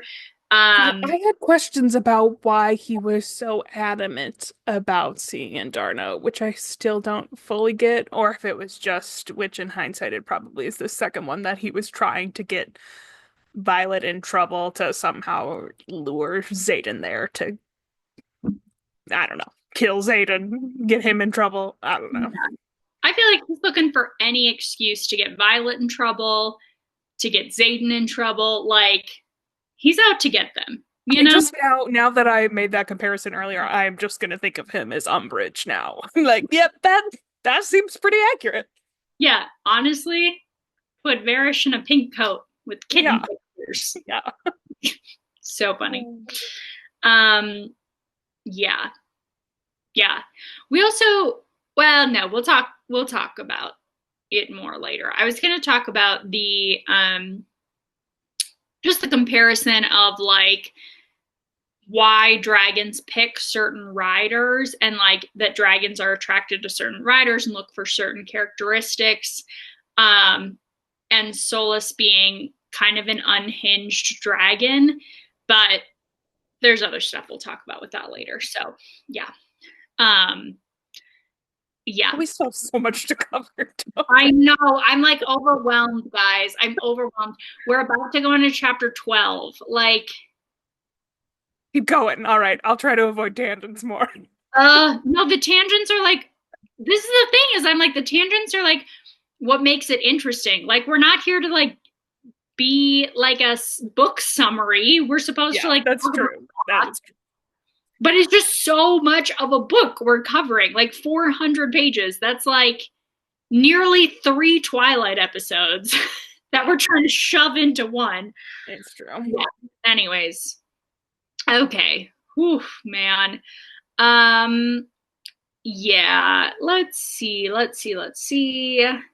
Um, Next note that I have is after Xaden leaves and Bodhi saying something about Catriona, mhm. which I'm like, damn, that's gonna be the love triangle, which still think is a possibility. Because Bodhi says something about that he's never seen Xaden care like this, including Catriona. And at first, like, Violet is trying to get him to stop like finishing his sentence because she's like mad at him and they're not in a good place and she doesn't want to hear kind of thing. And then she just whips her head around and is like, who the hell is Catriona? That is verbatim what she says. Yeah. Which I think is pretty funny. But Mhm. Yep. Oh man. Yep. And then Bodhi also asked Violet to tell Xaden they're working on the next shipment, mhm. which But we do not know. give further detail because she can't know too much. And I'm like, that seems like too much detail for her to know already. Like if someone Like with gets to her, everything, like, and she knows that the luminary is at Biscayeth. yeah, She knows Xaden was smuggling weapons before. Like, she knows. She yeah. basically knows. Like, she doesn't know, but she knows. Bodhi's not being too slick here. No, no, he's not. Yeah. So we've got that. Oh, Varish interrupts to search Violet's bag. He's very paranoid that Xaden and Violet are using the excuse of their dragons being bonded to like smuggle things in and out of the school, which they are. So, But they weren't smart enough to search the dragon. yup. And like Taryn would have let them. Yeah, also that. Yeah. Yeah. So, yeah, we know that it's in Taryn's saddle. So yeah.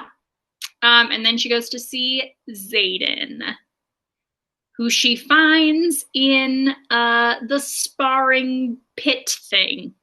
Mm-hmm. What a time. What Which a is time. where she noticed the scar on his chest near his heart. And I'm like, yeah, that's definitely something. Mm-hmm. Definitely. And she doesn't mention it to him, which drives me crazy. But anyway, she Yeah. thinks it's just something that he got in resin potentially. Like, nah. Okay. Uh, she's not, but like, Sorry, what'd you say? I missed that.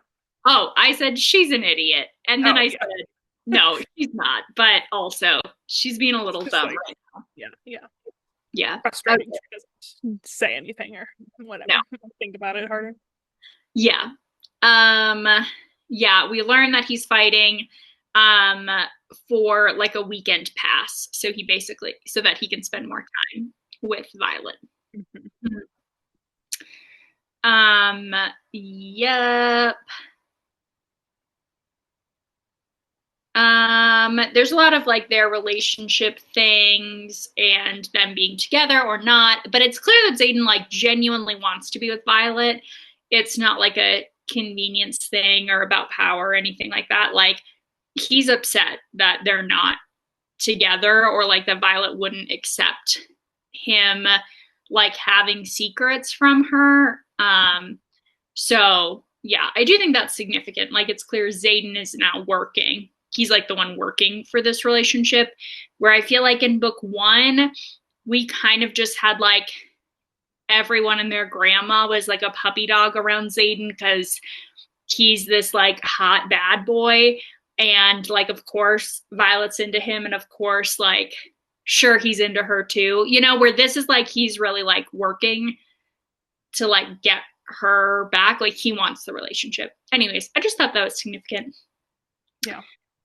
Yeah. Um, yeah.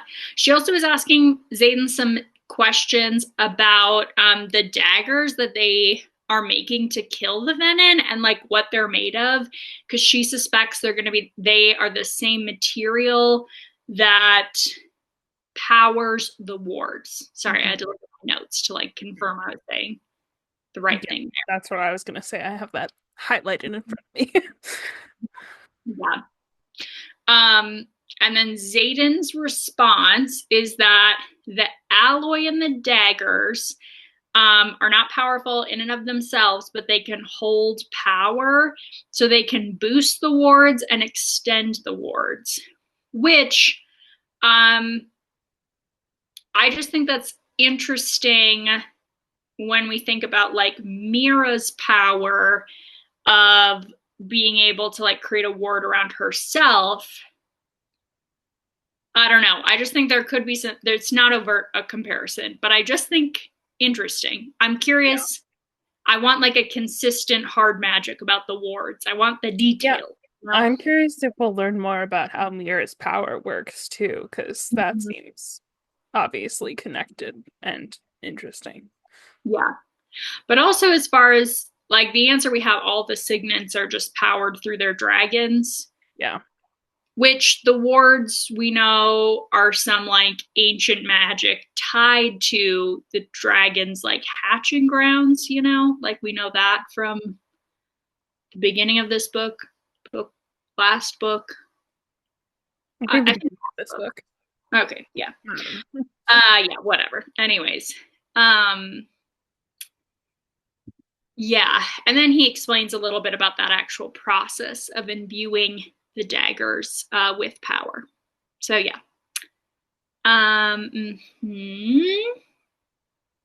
Seemingly, it is similar. Like the dragons pour their power into the riders, which gives the riders power, and then the riders can put their power into the daggers. So it's different through the dragons. Yeah. Yeah.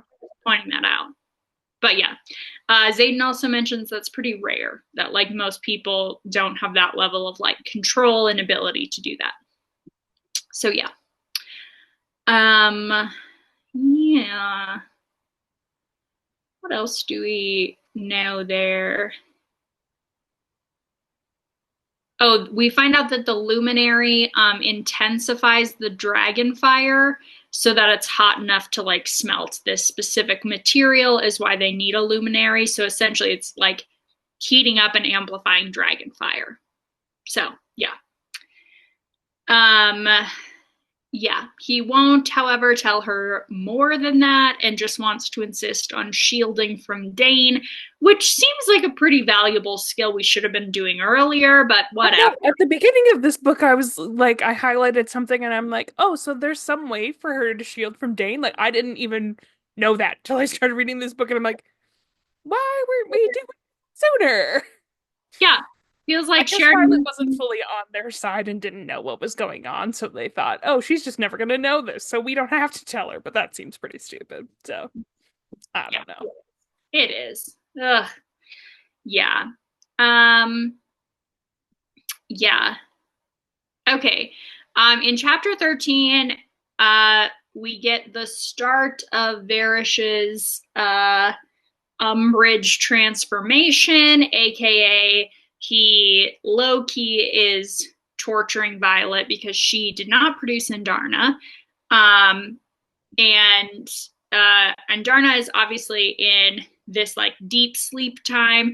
There's also a lot of conversations. Taryn is like, humans don't summon dragons, so like there should be no consequences that you're not bringing your dragon to Varish, which I think is important to know. But the punishment essentially is that Violet is forced to repeatedly do her lightning wielding to the point of nearly burning out. Like Varish is nearly killing her. And Taryn has to like actually grab her and physically take her into a river to like cool her body down because she's like overheating from all the power. Yeah. Mm-hmm.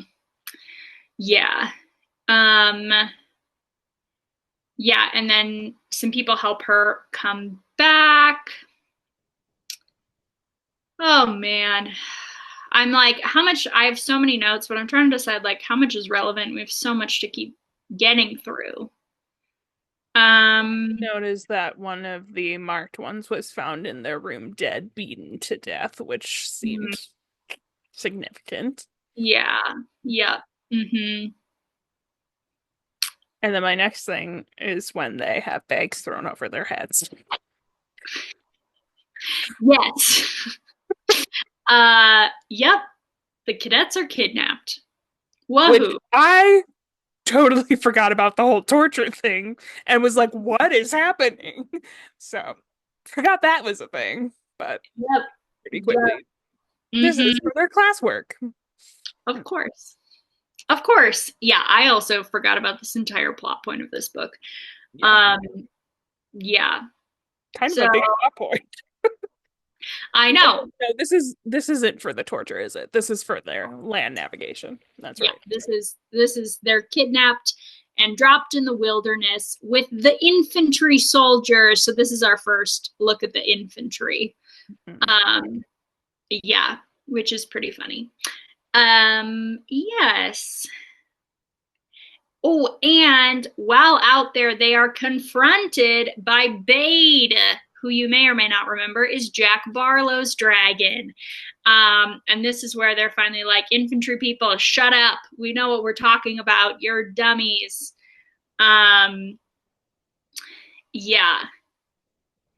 And then Bade does not attack Violet, even though that would be like a typical response that like you kill the dragon's rider, the dragon would like seek revenge on you. But seemingly, Bade does not attack Violet out of fear of Tarn, because Tarn, as we've always said, is the big bad. Not in a villain way, in that he's the badass. He's the big dragon. We're really switching up the words that we're using to mean the opposite of what we're meaning today. The big bad, the big sleep, all the big things. The big things. There's too much to cover. The pressure is insane. Okay. Yep, so that's good. But unfortunately some of the infantry troops run because they're afraid, and Bade kills them. Surprise, surprise. Okay. Oh, the group does not get to the extraction point. Uh and Rhiannon and Violet have a little bit of a confrontation because Rhiannon is like, something is off with you. So we have that. What else do we have? What else? Oh, during this whole time they couldn't communicate with their dragons, so that's big. Huh? I just said significant. Yeah, so those finally are starting to wear off. Yeah. Anything else I you want did note that, and I was like, this is absolutely going to come back at some point and be really bad for all of them, which to? unsurprisingly happens. Mm-hmm. Yeah. Um, yeah. Anything else you want to add from that section, or what is your next note? My next note is with Jacinia Yeah. and Violet asking if she's recorded anything that Violet has asked for this year, which she said she hasn't, which is good because otherwise she could be expelled or killed. So, Mhm. Yeah. Um, and Violet specifically asked Jacinia for any information she has about the first six that built the wards. Um, so yeah.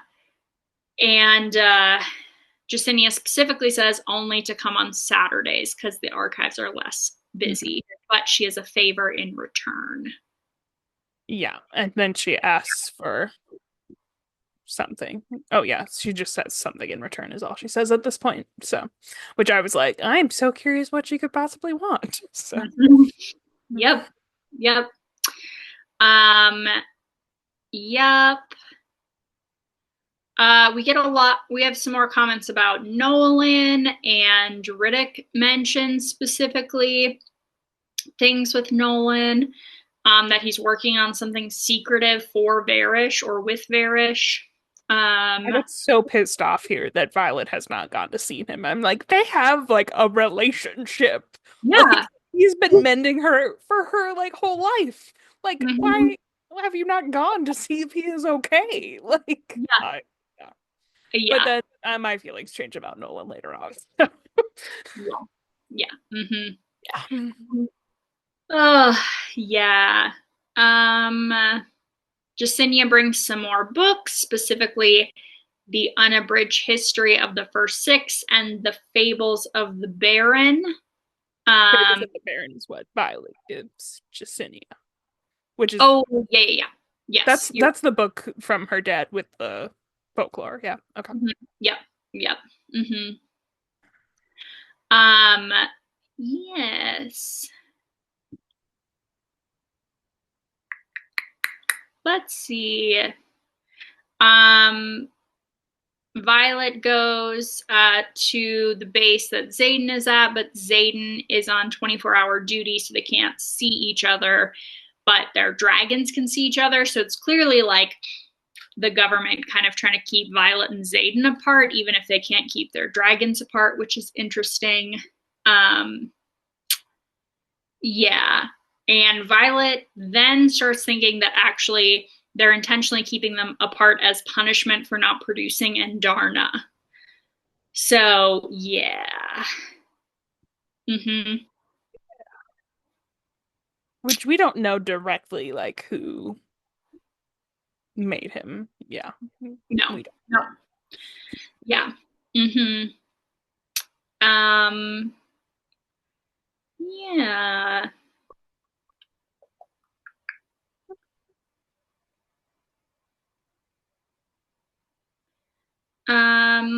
Sorry everyone. There's a lot of notes. There's so much to go through. Oh, then the next thing that I have a note on is about when it must be when Xaden comes and visits her, Mm-hmm. talking about what did she say? She told something to Rhiannon vaguely. Rhiannon gives her the regional notice saying not to take in like refugees essentially from other places or any strangers. I don't know if that's what you're talking about. Well, he says something about that that he's pissed that she hid something from her. I don't know. I didn't take good notes. But anyway, the point is that like no, never mind. I don't know. I think I was thinking of this was a different point Xaden that is mad that because he finds out that Violet is asking for specific things from Jacinia, not that's okay. Okay, that's what I was reading. Because I think earlier, I don't think I talked about it, but there was something that Zayden says you can only trust the people who were like at resin, and I'm like, that seems unfair. And yeah, it's Jacinia at this point that he is saying that she can't trust, and she says it's not a risk. And I was Yeah, like, I was really annoyed with Zayden, but then I'm also like, yeah, but she did also trust Dane, so yeah, it'd be fair, some validity, but fair, fair. Um, yep. Um, yeah, and he's angry that Violet also gave her the Book of Fables because she says now that he says that's now like proof that Jacinia could use to like turn in mhm. against Violet. So yeah. Um, yeah, she still is not bringing Endarna to flight practice. Um, and she's pretty nervous about like her punishment.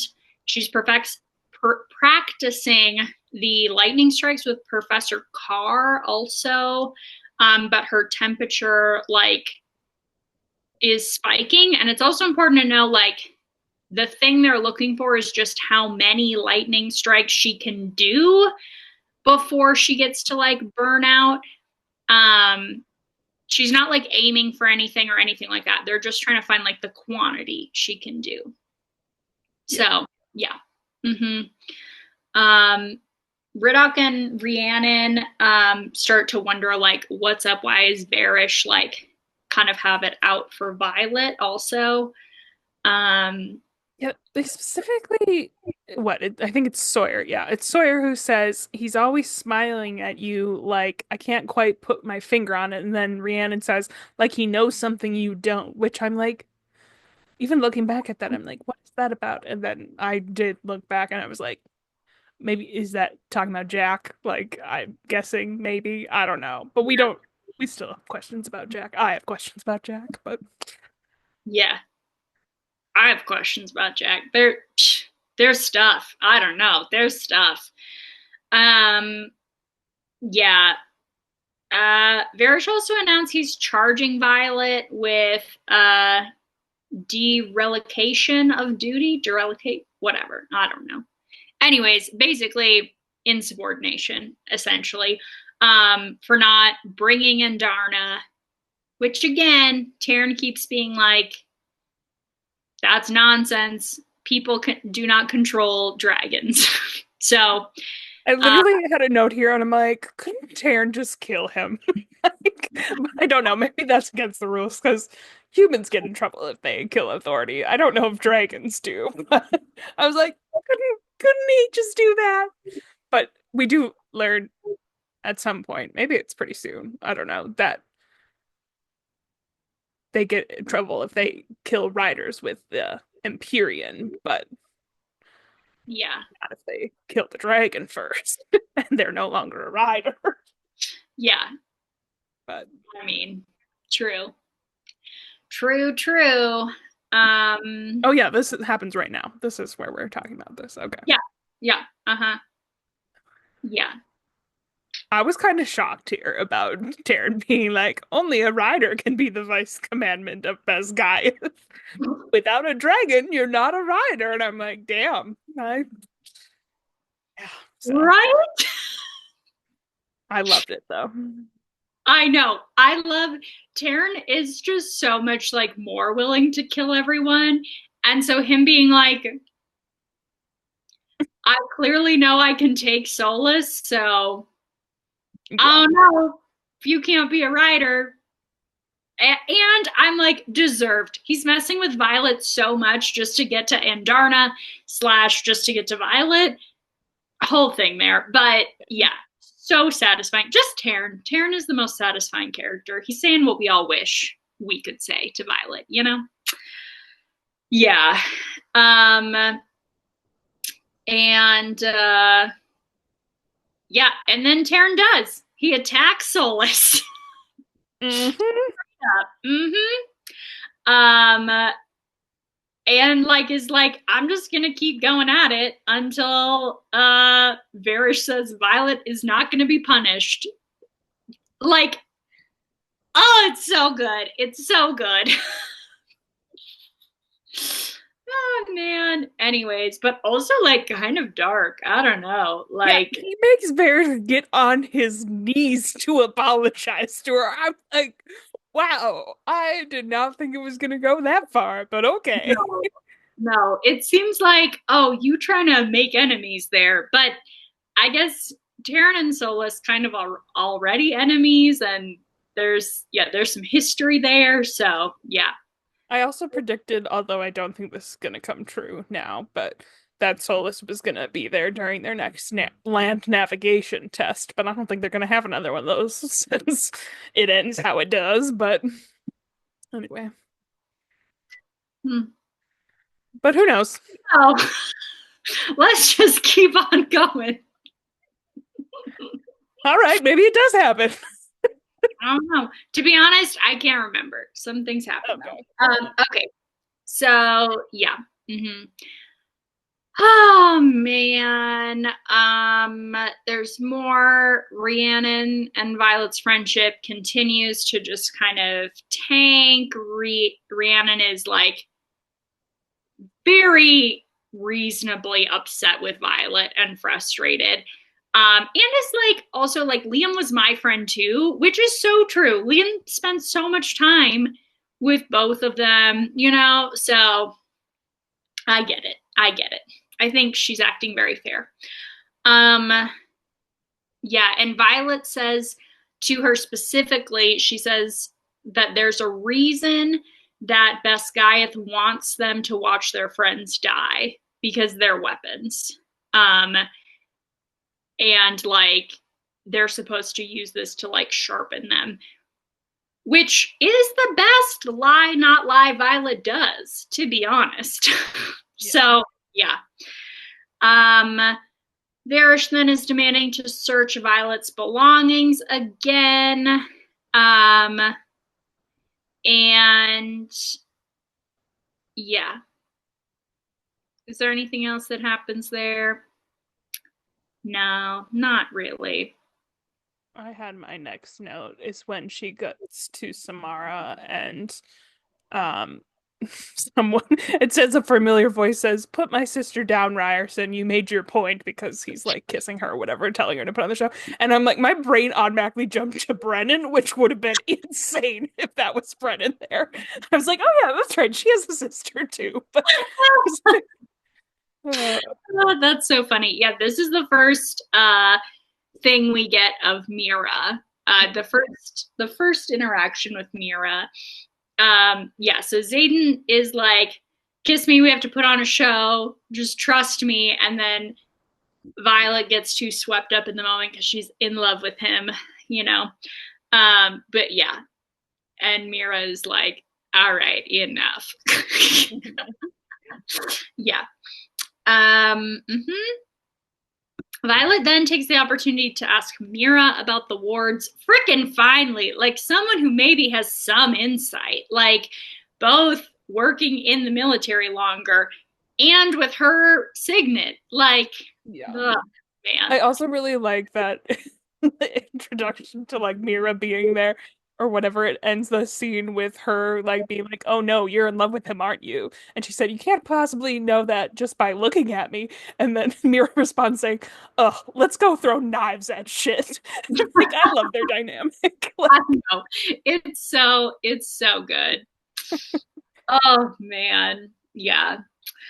Um uh, Yeah, Mira also, so she explains the ward stones a little bit. She says the wards are woven into the ground, and that they act like an umbrella where the stone is like the stem and all the spokes going out. So, yeah. Um, yeah. Yeah, and basically they're stronger at the stem, weaker on the edges. So, yeah. mhm. Um, She And also then asked Mira about like what Mira thinks about the town being destroyed, and if she thought thinks that Wyvern, did I say it right? Wyvern. Wyvern, Mhm. great, could could have done it, not Griffins. Um, Which Mira's like, "You're crazy." yeah, she's like bedtime stories, you goon. Violet also asks her about if she knows how the ward stone works, and she's like, no, like that's classified for a reason. Like the only people who know are the ones who need to know, just like every other piece of classified intelligence. And I'm like, I feel like Mira is also going to be on like the opposite side of Violet for a bit because she also seems to have a lot of trust in the system, like Violet and Dane. And Mm-hmm. obviously, like, Violet didn't suspect anything at first, and right now Dane is also clearly not suspecting anything and is on their side. So I feel like it's going to be like at some point she'll realize like the wrongdoing of the leadership and probably switch, but I don't see her being on their side initially. So Yeah. that Oh, that's my yeah. hypothesis. Yeah. That's a good one. It's a good one. Um,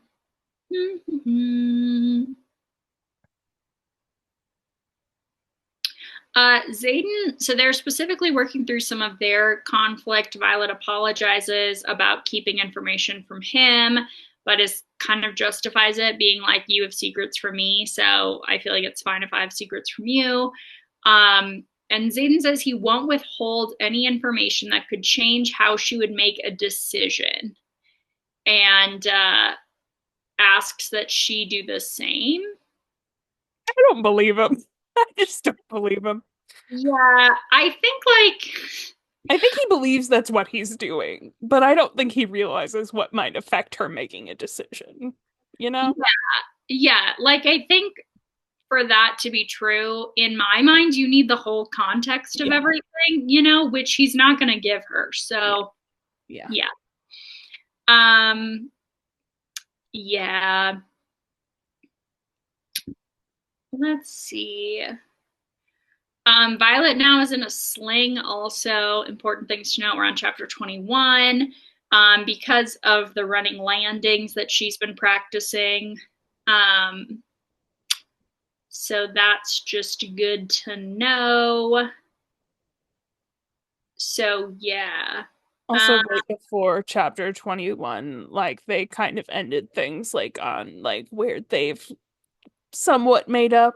And I was so convinced these were the last time that Violet was gonna see Xaden. I thought he for sure was gonna die. I'm like, oh, they've made up, and now he's talking about the only successful way you'll be able to block me out all the way is if we're both dead. And I'm like, oh God, he's gonna die. Like, I was so convinced, but I was oh, wrong. Multiple times going forward, I'm so convinced he's gonna die, and he doesn't. So yeah. Yeah. To be fair, if he died halfway through this book, I would not have told you the Sam Cortland theory. yeah, yeah. Yeah. Um, I was yeah. also curious. So I don't think we talked about that Xaden gave her a book on the Tyrish knots and Oh, how to yeah. do those. And um or I don't think does it even say Tyrish knots? It says knots, like weaving. And then but it talks about in um they're talking about in class about what was given up for them to be unified, and they talk about what was it? I don't know. I somehow connected it to the Tyrish runes, and I was curious if the knots like meant things like messages.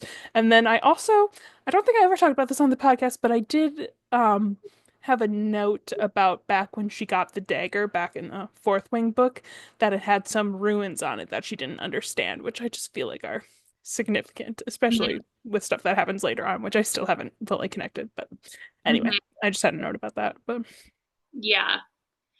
Um, yeah. Also, kind of on that note, is that a boy claims that you can still recover, like in her class, that you can recover Tyrish text in the archives, and Violet's like, definitely not. I would know about that. Like the Mhm. archives don't go back that far.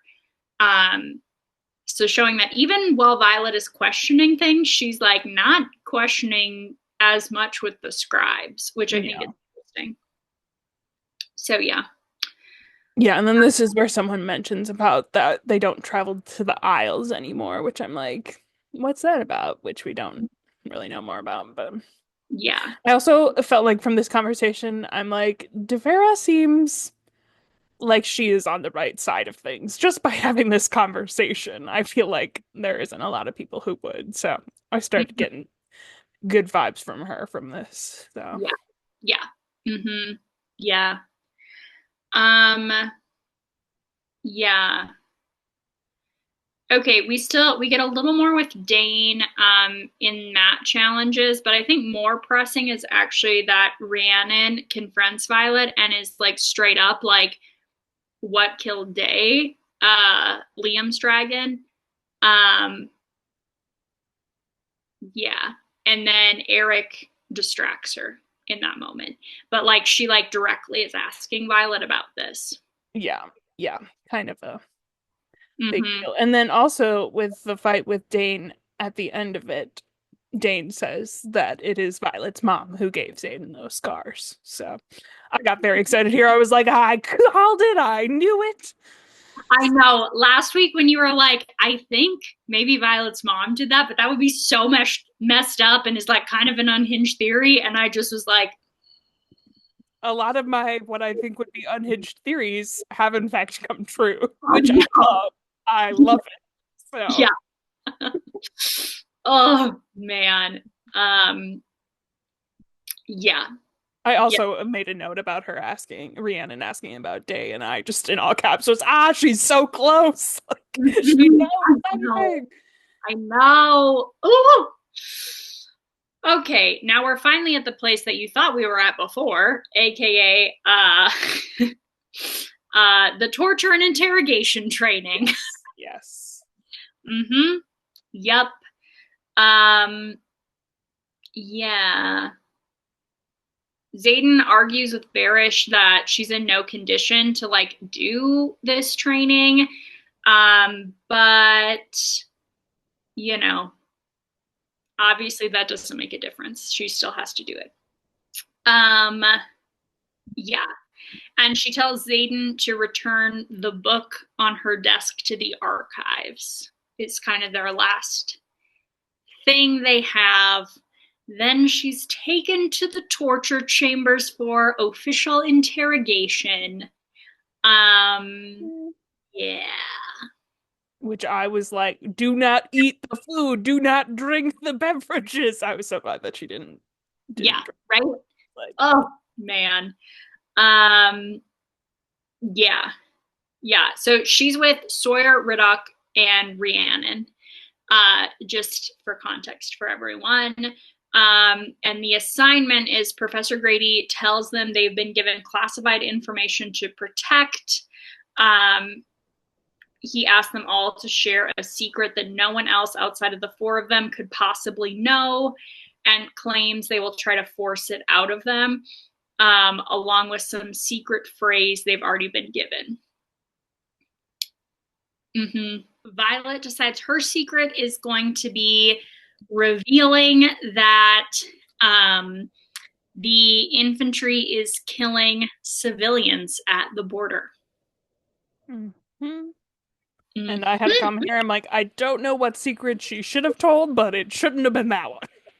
Yeah, yeah. Oh Hmm. man. You definitely could Uh, have picked worse ones, but that I was nervous about. yeah. I was also very convinced here that the torture, they were going to somehow get Zayden and torture Zayden in order to get information out of Violet. I thought that was going to happen, but I was Mm, wrong. yeah. Yeah. Oh, yeah. So two riders come in to do the actual torture. They are beating Violet and Riddock, and then leave them for several hours to like think and stew and get paranoid or something. Um, then they come back, but Varish comes in, dismisses the other two, and he brings Dane with him. I was not surprised at all. I thought Dane was going to be one of the ones torturing them. So this did not surprise me, but Yeah, obviously is very bad. yeah. Mm-hmm. Dane argues he's like, I'm not gonna interrogate Violet. Like she's already injured, both her arm in the sling, and then also obviously she was just beaten in like the tortured thing. Which I was like, I get that Dane is arguing like not to use his signet against injured riders, but like, isn't the point of like the torture like they're gonna be injured? So I don't know. I was kind of like, whatever. I Um, was excited that there was hope for a redemption arc for Dane at this point. So mhm, I got yeah, excited about that. Still yeah, don't like him, but yeah, potential to like him in the future. mhm, yeah. Yeah, and then Varish wants Dane to use his signet to draw supposedly out the secret phrase that they have. Um, and he's really like goading Dane and being like, I know you want to find out what's really going on. Like, you can find out. So, like, clearly he intends for Dane to get more information than just that. I But did have a note no, regarding this that I feel like I'm gonna end up liking Dane again because he has a pretty good reason for why like he's making these horrible decisions because his mentors right now are Varish and his father, who are so corrupt, and I'm like, obviously it isn't an excuse for his behavior, but like I don't know. I can see liking Dane in the future despite yeah, the horrible things that he's done. no, for sure. And I think also, like, it's important to note Dane at this point has complete faith in the rules. And unlike Violet, he doesn't have any like friends who are like challenging any of these ideas. Yeah. So he hasn't seen what Violet sees. He doesn't have people challenging it. And his mentors are like corrupt. And one of those mentors is his dad. So Hmm. obviously that has a big influence on his like world view and belief. And Yeah. he's rewarded and promoted for following the rules and being like good in this world, you know? So he's like incentivized just to say like when you're successful at something, you're obviously more motivated to like believe that's the truth and you're doing it good, you know? Yeah. So yeah, Dane does refuse to use his signet on Violet, says it's against the rules, and walks out. Varish is mad, punches Violet in the shoulder to knock her like shoulder out of socket. Violet passes out and he leaves. Yeah. Wild. Crazy. Crazy. Crazy. Yeah.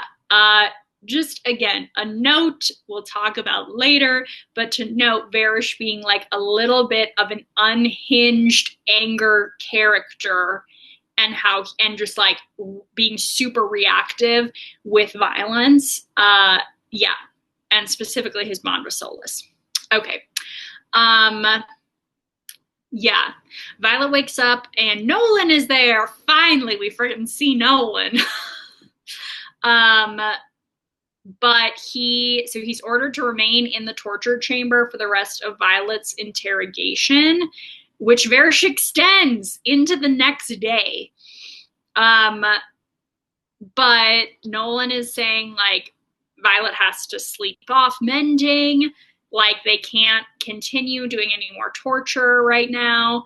Um, and then Nolan asks Varish to come check on a patient, like another patient, claiming his And particular skills could be useful. yeah, and I did have questions here about what was going on and who they were talking about and did not guess right. I was like, are they talking about Dane? Like I don't know what they're talking about. And Nolan did intentionally like try to help them out here by leaving like the window open where they overheard this or whatever. So in Mm-hmm. this moment I still like Nolan. Yes. Mm-hmm. Yeah.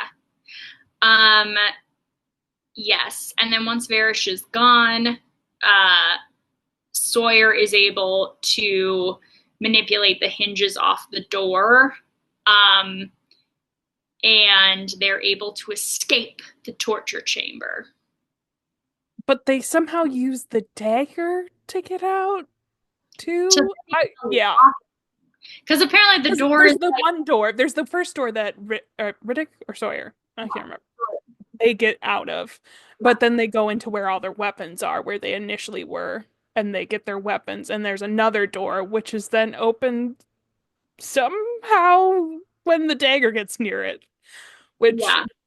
has me wondering what's going on. So, and it Mm-hmm. makes me wonder if it's the metal and that stuff, the alloy, or if it's something about the runes on the dagger. So Mhm. that's what I had questions about. But Good questions. yeah. Good questions. Um,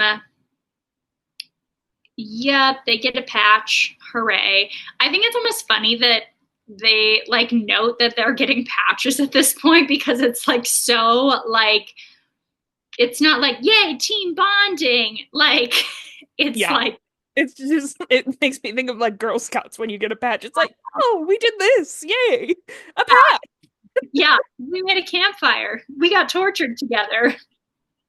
Like yeah, it's a little cringy, but I think that's the point, you know. Yeah. So yeah. um yes.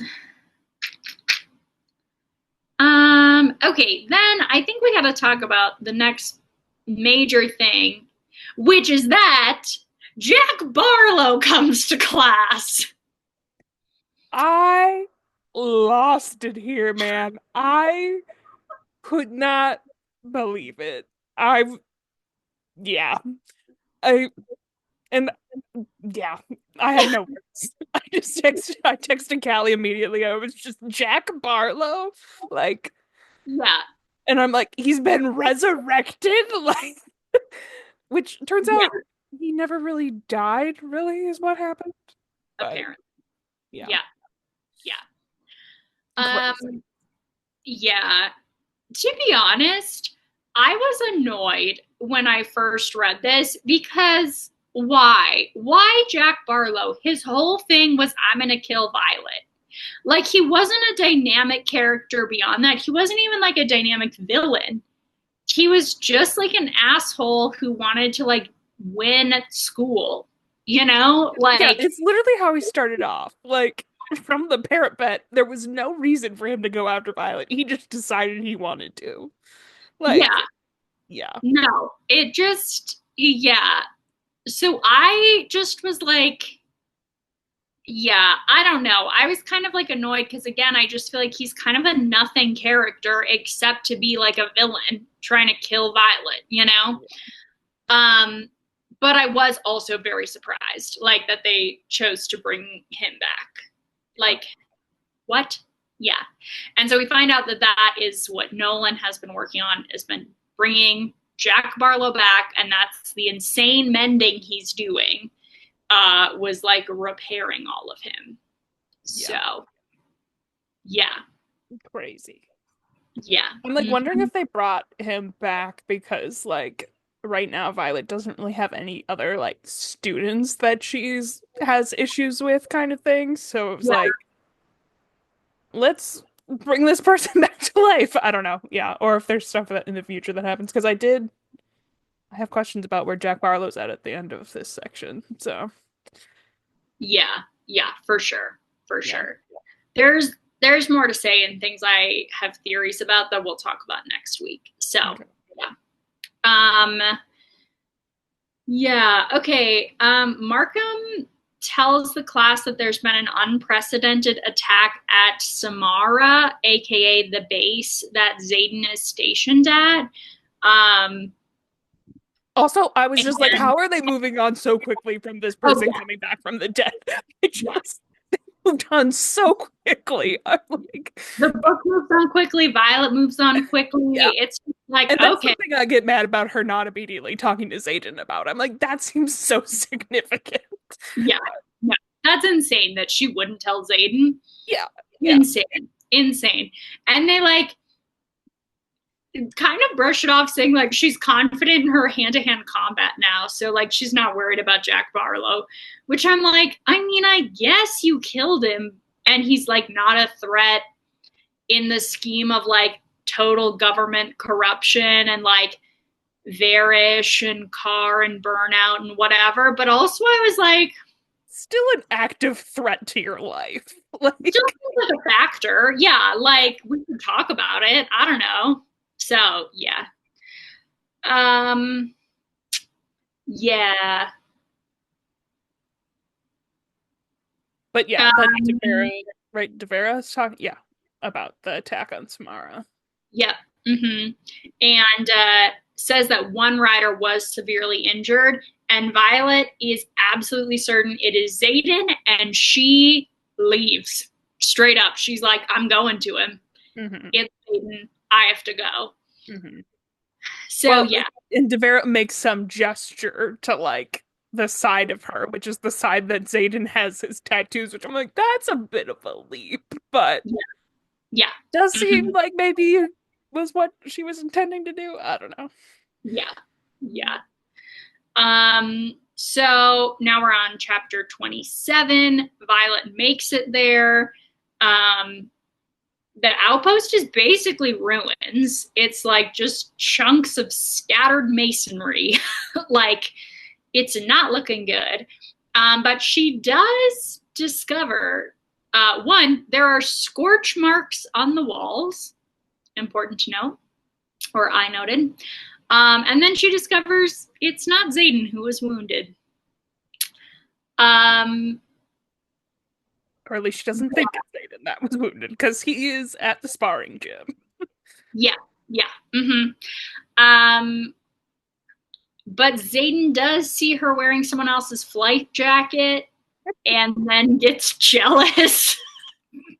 Oh, this man. It's so dumb in like the context of like she literally just like left class, left everything, is gonna get in so much trouble to like flee to him. But then he's like, you're wearing another dude's jacket. Yeah.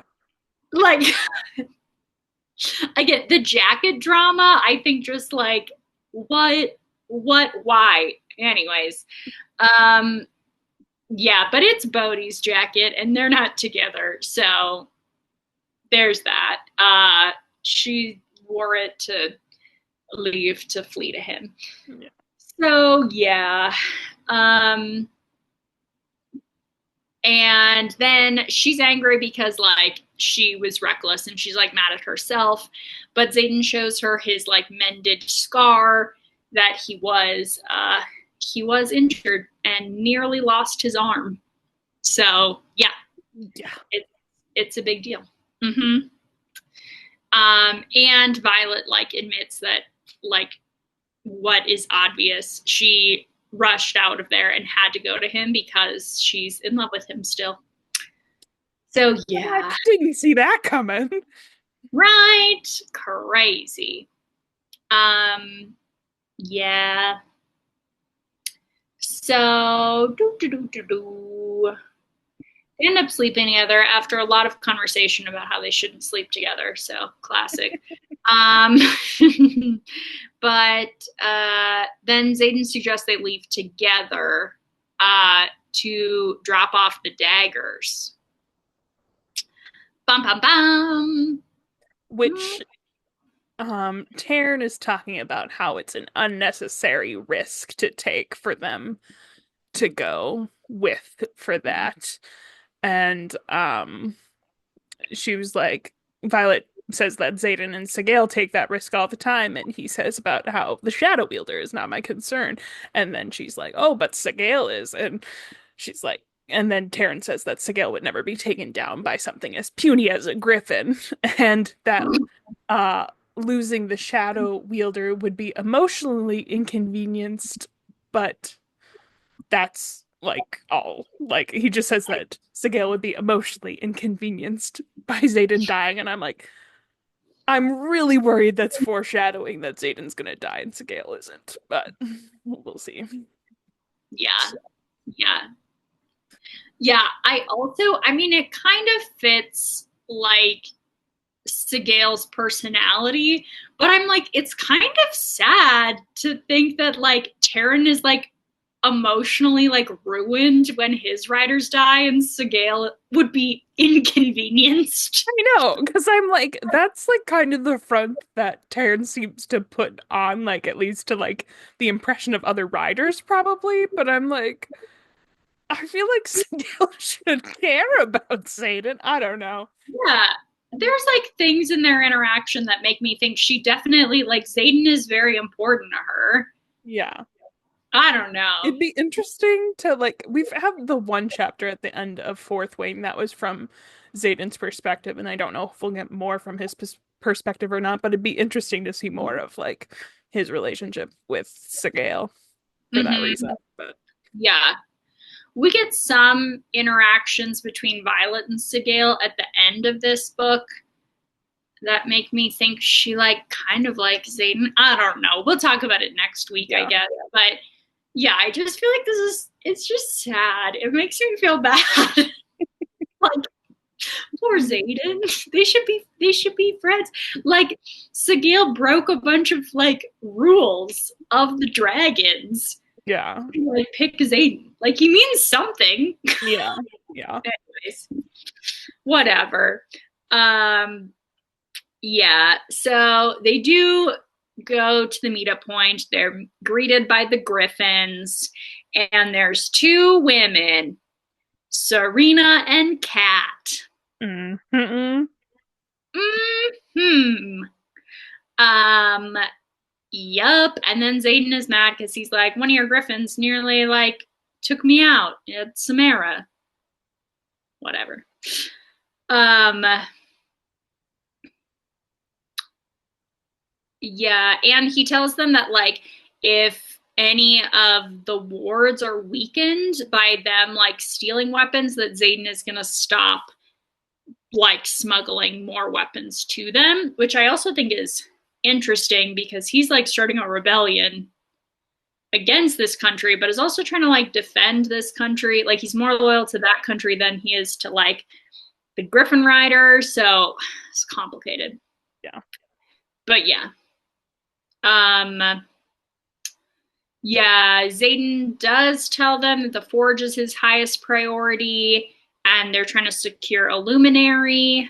Um, and then he'll be able to like supply them more when they have that. So, yeah. Um, and Serena specifically agrees to do what she can to lessen the attacks on the outpost. Um, but yeah. So yeah, and essentially, which I think is fair. So her response is that like until Xaden is willing to openly admit he's the one giving like the Griffins the Griffin flyers the supplies, she obviously can't tell them, and they're not going to trust Xaden. Which I'm like, Yeah. That makes fair. sense. Yeah, like pretty fair. So Yeah. yeah, um, yeah.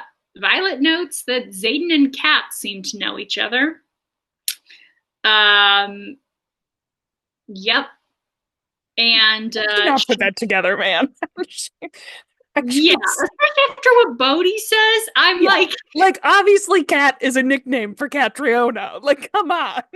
yeah, yeah. Uh, Anyways, she's like suspicious. Maybe it's an ex-girlfriend. mm. Maybe. Yeah, Xaden does confirm this. Surprise, surprise. Um, Xaden also or Violet also wants to know. Finally, we're going back to things we talked about in chapter 1. Violet's finally starting to ask, what does the Viscount want in exchange for his luminary? Which now Xaden will not tell her. What a time. Yeah. Um, yeah, but let's see. He does say that Oh, yeah. Sorry, I just realized I read my note wrong. He does not refuse to tell her. He says, uh, like, what is it that Xaden is refusing? Because apparently Xaden refuses the price that the Viscount has said, which then is Xaden reveals that the price is that he wants to see her wield her lightning. Which Violet is like, yeah, that seems simple. Why would we not agree to the one thing the rebellion needs? He wants to watch me use my signet, which I'm like, fair question. But Xaden just isn't comfortable with the risk. And that he thinks doesn't think that it'll stop at just seeing her wield the lightning and that he'll abuse it somehow. Mm-hmm. Yeah. Yep. So yeah. Um Yes. Then he specifically says that Takaris, the Viscount, is known for keeping precious things, such as potentially Violet, against their will. So, yeah. Violet comes back. Varish confronts her. Surprise, surprise. He accuses her of impersonating a officer because she's not wearing her own flight jacket, which is Now so she's dumb. wearing Zayden's jacket because Zayden couldn't wear Bodhi's jacket back. Yeah. Yeah. So I'm like, is Zayden going around wearing Bodhi's jacket? Like now Bodhi doesn't have his anyways, whatever. I think they have multiple jackets, Yeah. but I'm but assuming. now But she has both Zayden and Bodhi's jacket. Anyway, that's it's the cousins' jackets. Anyways. Um yeah. And then Professor Kaori, who that is the one who has the image projecting, who like teaches them about the dragons. He's nearby and defends her, but she is still forced to hand over Zayden's jacket. Um, and she knows that one of Zayden's daggers is in it, which she is certain will land both of them in a lot of trouble. But he doesn't find anything. Barish doesn't find anything when he searches it. We then find out why. Why is that? Why didn't he find anything? Because Violet's girl, Rhiannon, used her magic to pull the dagger out of the jacket before anything, before Varish could get to it. And Violet finally decides to tell her the truth. So, mm-hmm. which I was glad that she tells her the truth, and Sawyer and Riddick also, who are there. Yeah, But I was also very nervous because I'm like, they're supposed to go through more torture stuff. Like, I'm real worried that something's gonna slip here, yeah, but yeah. I had mixed feelings about her telling them the truth. Mm-hmm. Yeah. Okay, we're on chapter 30 now for anyone else following along. She tells them pretty much everything she knows except for about Brennan being alive. Um, and they're obviously concerned and are trying to like get as much details as they can. Violet tells them they have a year or maybe less. She warns like Rhiannon's family to get away from the border, if possible. And thankfully they receive this like pretty well and offer to help Violet and like are not mad at her for keeping all this from them. Which in some ways I am like, I think is realistic and in some ways isn't. So anyways, who knows? Yeah, Rhiannon is very understanding and is like, I get like the risk that you had and like you're still my best friend and all this stuff. And I'm like, this is so sweet and I'm so worried she's gonna die.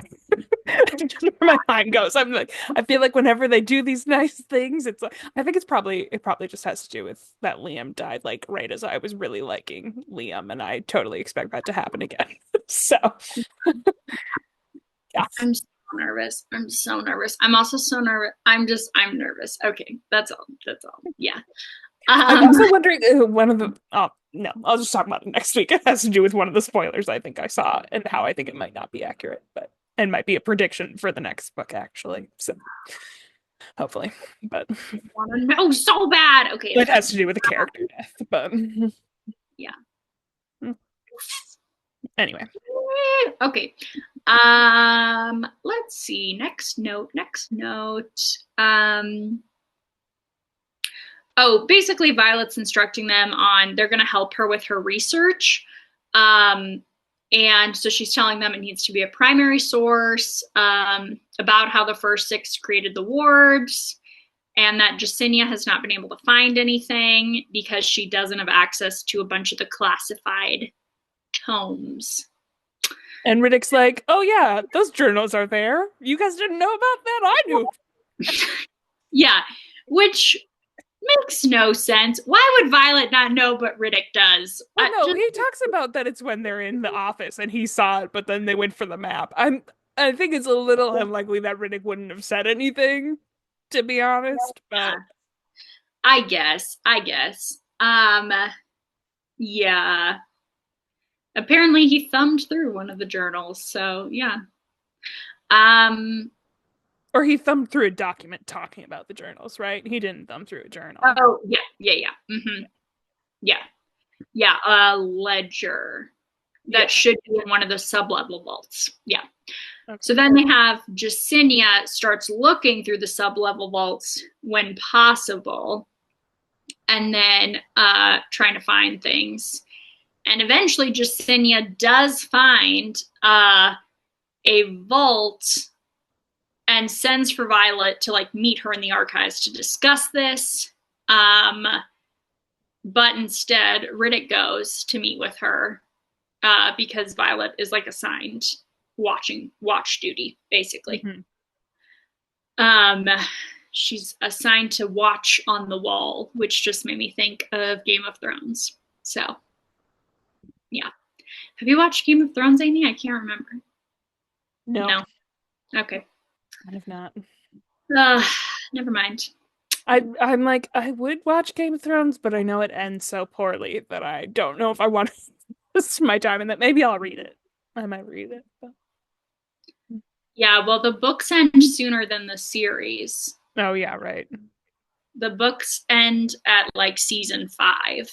Maybe I'll And just then, watch through season 5 then. yeah, Anyway, I mean, you could. It's good. I thought season 6 was good. We talked, how many seasons are there? 7. Okay. Yeah. Yeah, because Will was like, let's like, well, I watched it for the first time this last year, and Will was like, let's just watch through season 5, then it goes downhill. But I liked some of what they did in season 6, but the ending is pretty bad. Yeah. So yeah, but it's just the last like couple episodes, and it's really great before then. So there's my personal recommendation. But a million trigger warnings on that show, obviously. I feel like people know that by this point, but there we I go. feel like I need to watch it just because I love Pedro Pascal so much. He is pretty freaking good in it. I I've didn't seen know. like a clip here or there. I tried not to watch much of it because I'm like, I'll probably watch Game of Thrones at some point, but Yeah, yeah. He's not in it that much, to be yeah, fair, yeah, but he is in it. yeah. Good old Pedro. Yeah. Yeah. Okay. So, do do do. What are we doing? We are talking about Jasenia. Yeah. Oh yeah, Yeah. hunting. She finds the sublevel vault. Yeah. And then Um. Violet's going for the watch Mm-hmm. Yes. And on her watch, she is ambushed by assassins. Or from just the people. infantry. Yeah. Mm-hmm. Yes.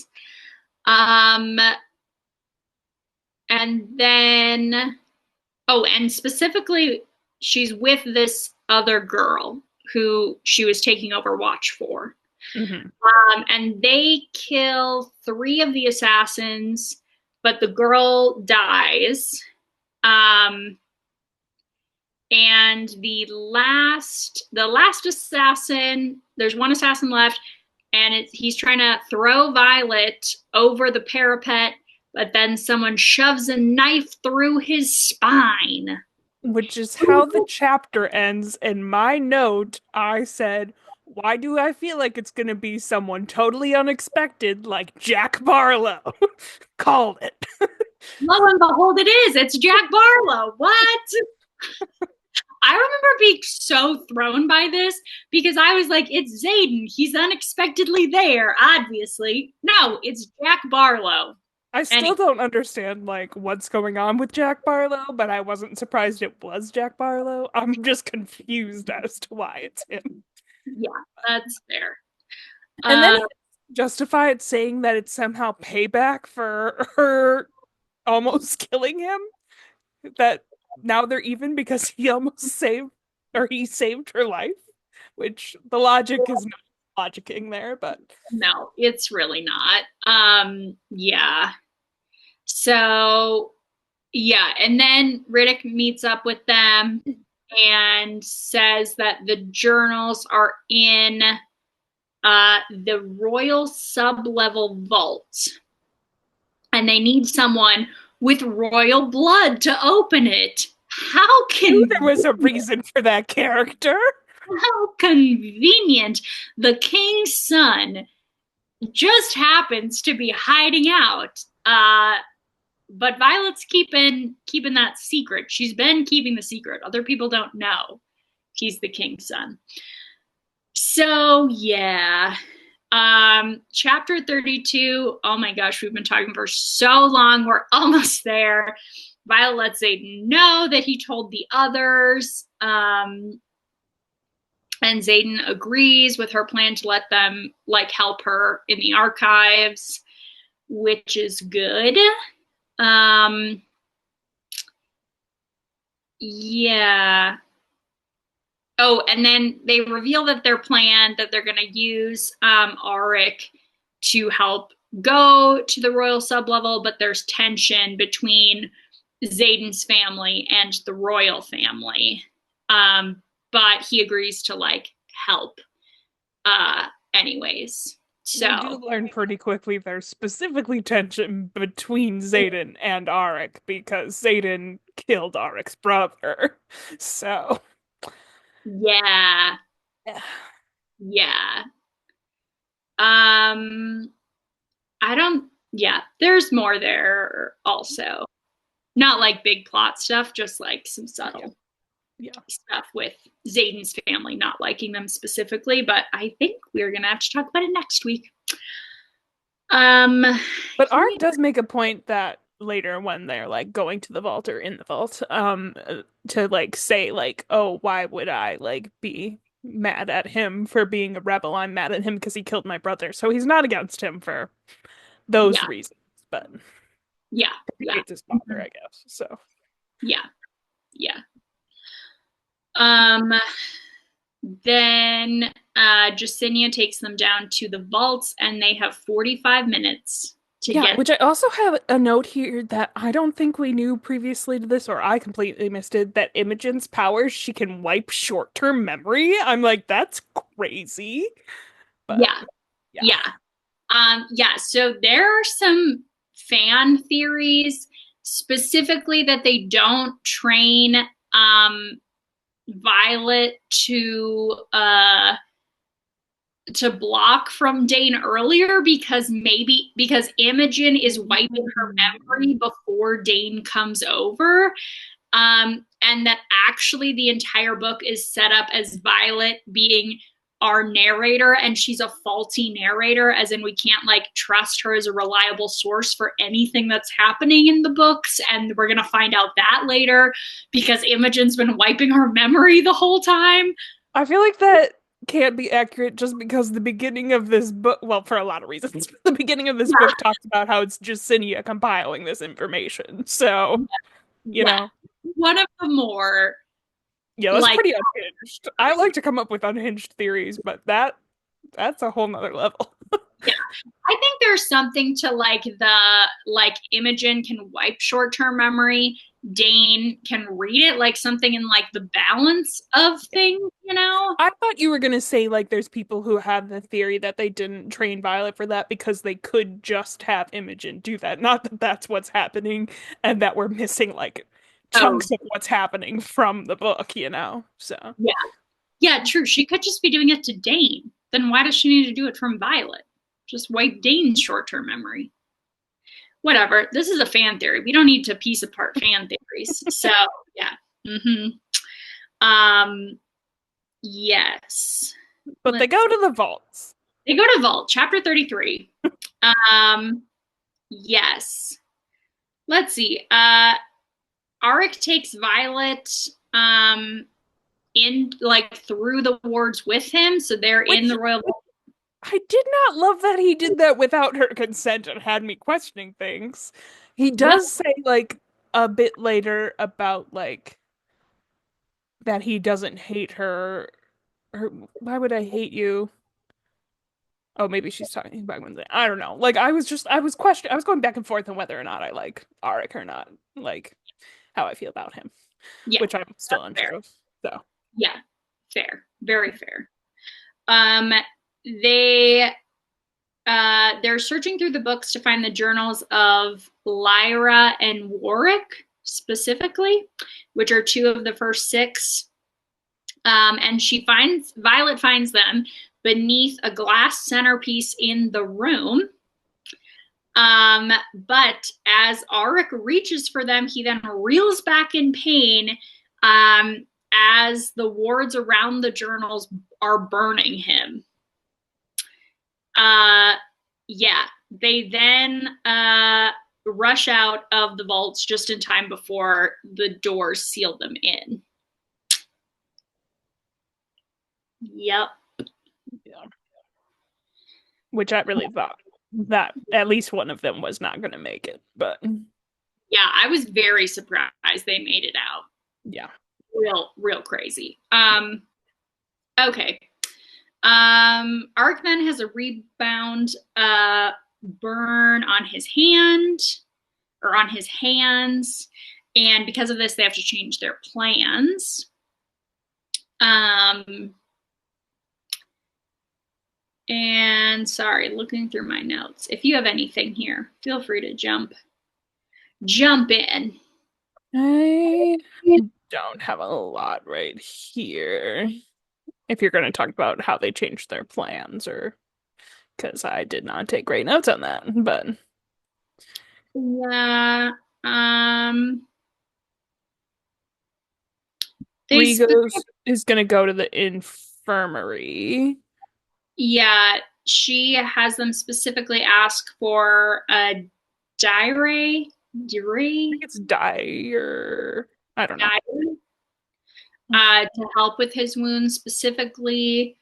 And then the rest of them meet up with Quinn, whose signet is projection. Like she can like make it look like people are there. So she's been projecting that Violet uh, and and also Rhiannon to keep suspicion off them. So yeah. Do. Violet is then reading through Warwick's journal. And sorry, I'm just trying to read through all this. Yeah, I don't have a note until we see Nolan. So, Mm-hmm. So Violet is reading through Warwick's journal and learns some about the ward stones. Essentially, they have to place runes and then they place the ward stone where the dragons could feel the deepest current of magic.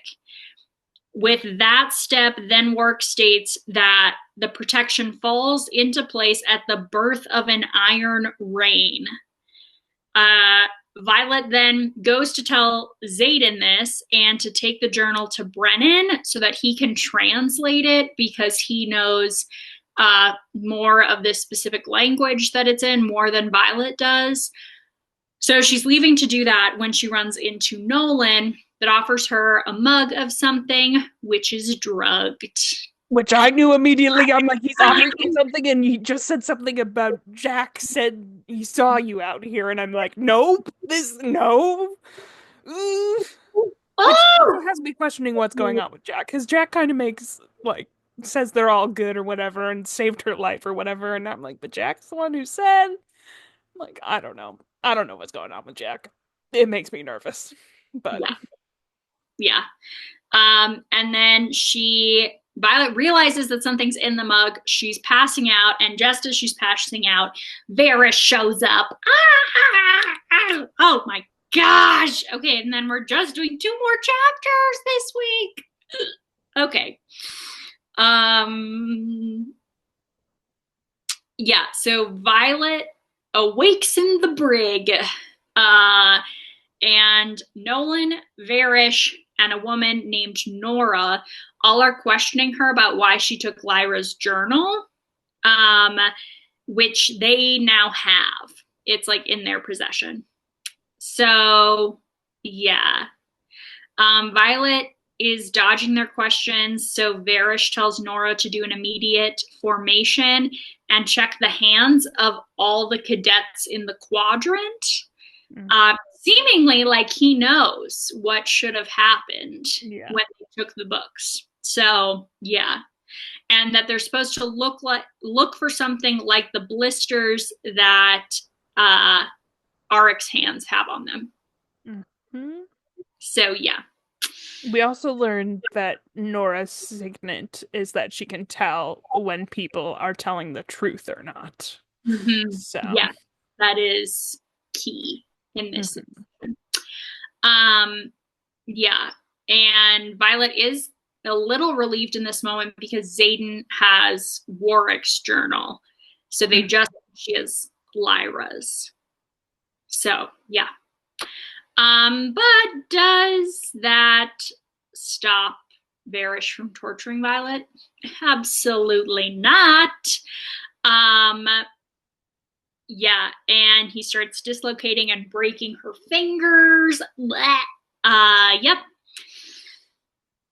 Some time passes, and Violet starts hallucinating about Liam.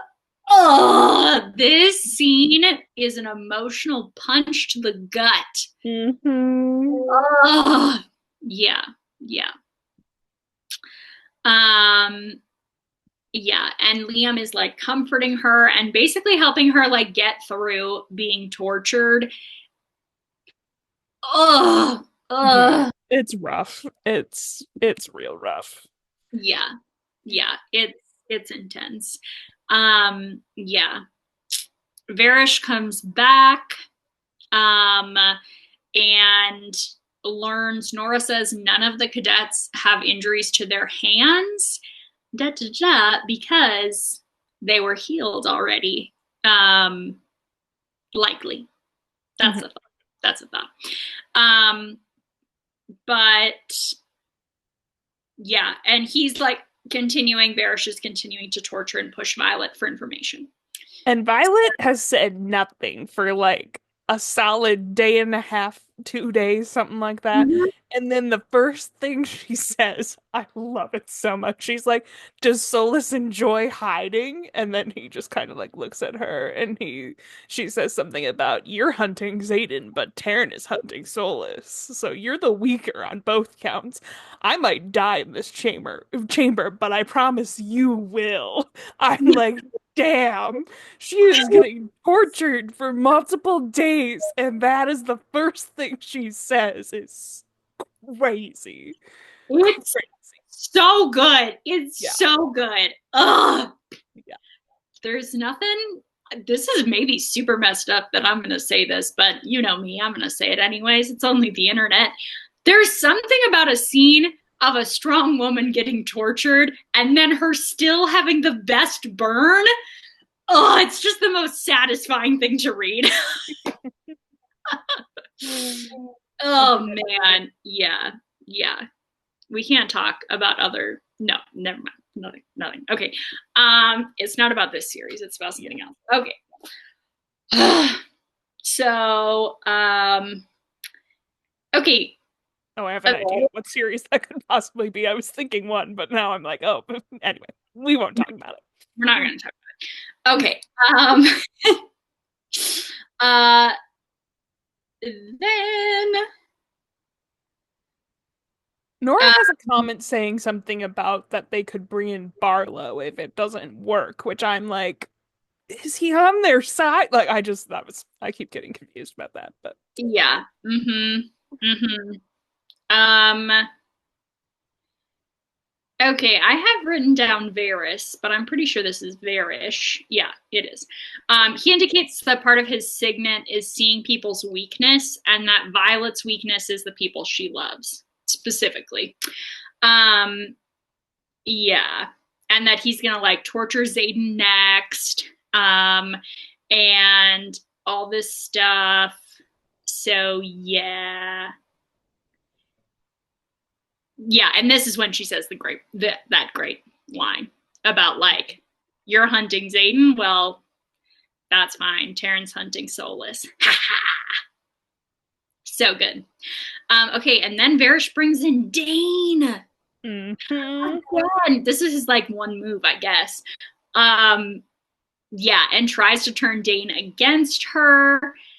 Uh, I was so nervous here because I'm like, I could see this being the start of a redemption arc for him, but also Nora can tell if people are telling the truth, so he can't lie.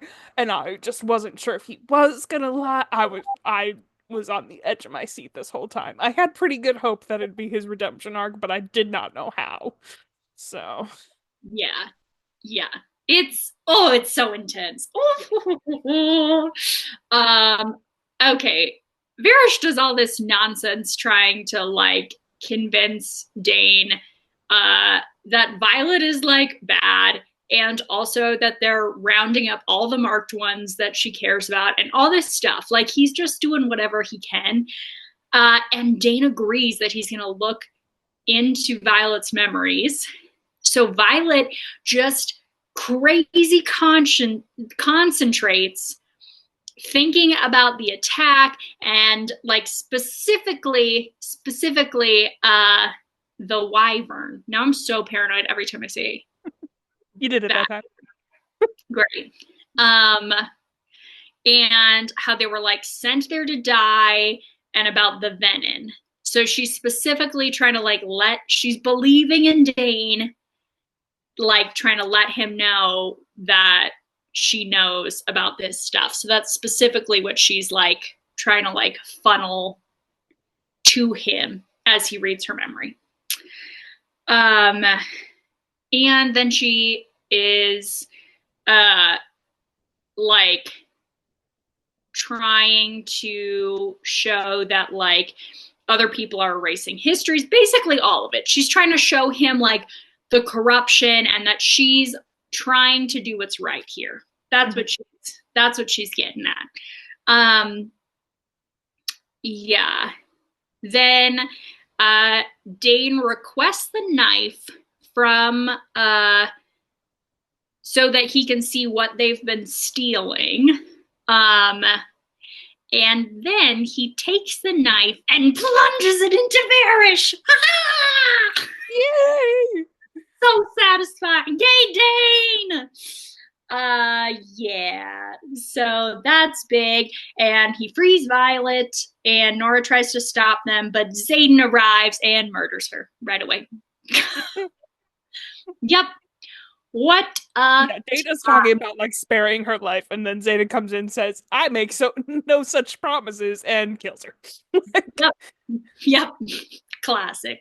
yeah. Uh yeah. Crazy. Crazy. Mm. Yeah. Ugh. Ugh. Just we gotta take a moment, you know? So intense. Um okay, Xaden is pissed, obviously, makes sense. And he's ready to murder Dane too, for being like part of this. Violet defends him, and then together they kill Varish. Um, yeah, he and Violet. Oh, Violet's worried about Xaden losing the rebellion over this, and like, yeah, just like she's really concerned, but he is like, no, I'm in love with you. I would do anything for you. Mhm. What a time. What a time. They are leaving when who shows up? Violet's mom? Yes, Violet's mom shows up. What were you thinking in this moment? Were you like, she's gonna stop them? She's gonna help them? What do you think? I don't think I even gave myself time to think about what I thought was going to happen. I just kept reading. I did laugh that she asks directly to Xaden, "Who did you kill?" and he responds, "Everyone," unapologetically. I Yeah. did love that. But yeah, I don't think I even had time to think about what she was gonna do. I think I was questioning. I was definitely questioning because she gives like an antidote for the serum, and Violet even questions about if it actually is an antidote, Mm-hmm. which she takes and evidently is an antidote, but I'm Yeah. still not convinced it was an antidote. It probably was, but yeah, don't trust her. And Mm-hmm. especially after we get more from her about her and Zayden, and yikes, lots to unpack there. Mm-hmm. Mm-hmm. Yeah. Yeah. Why don't you tell us about the deal but that Violet finds out that is gone on between Violet's mom and Zayden? Yeah. She says, I'm trying to think if this is the first thing. I'll just read what I have and we'll go back if there's more. That she gave him the quadrant as long as he took responsibility for the marked ones in return for a favor to be named at a later date. And Violet is that favor. And that as long as she survived Parapet on her own, that he was to make sure no one killed her outside of challenges for her first year, which is what he did. And so Violet realizes what that means, and that the night like that she was in the tree, like he could have killed her and he didn't because of this. And yeah, yeah, it's a lot. It's a lot. And then she talks about that she is the one who gave the knife marks on his back, which is crazy to get admitted from her to Violet, but we knew it. But yeah, Yeah. it's a lot happening. Mm-hmm. Yeah. This is what I was referencing 2 weeks ago now.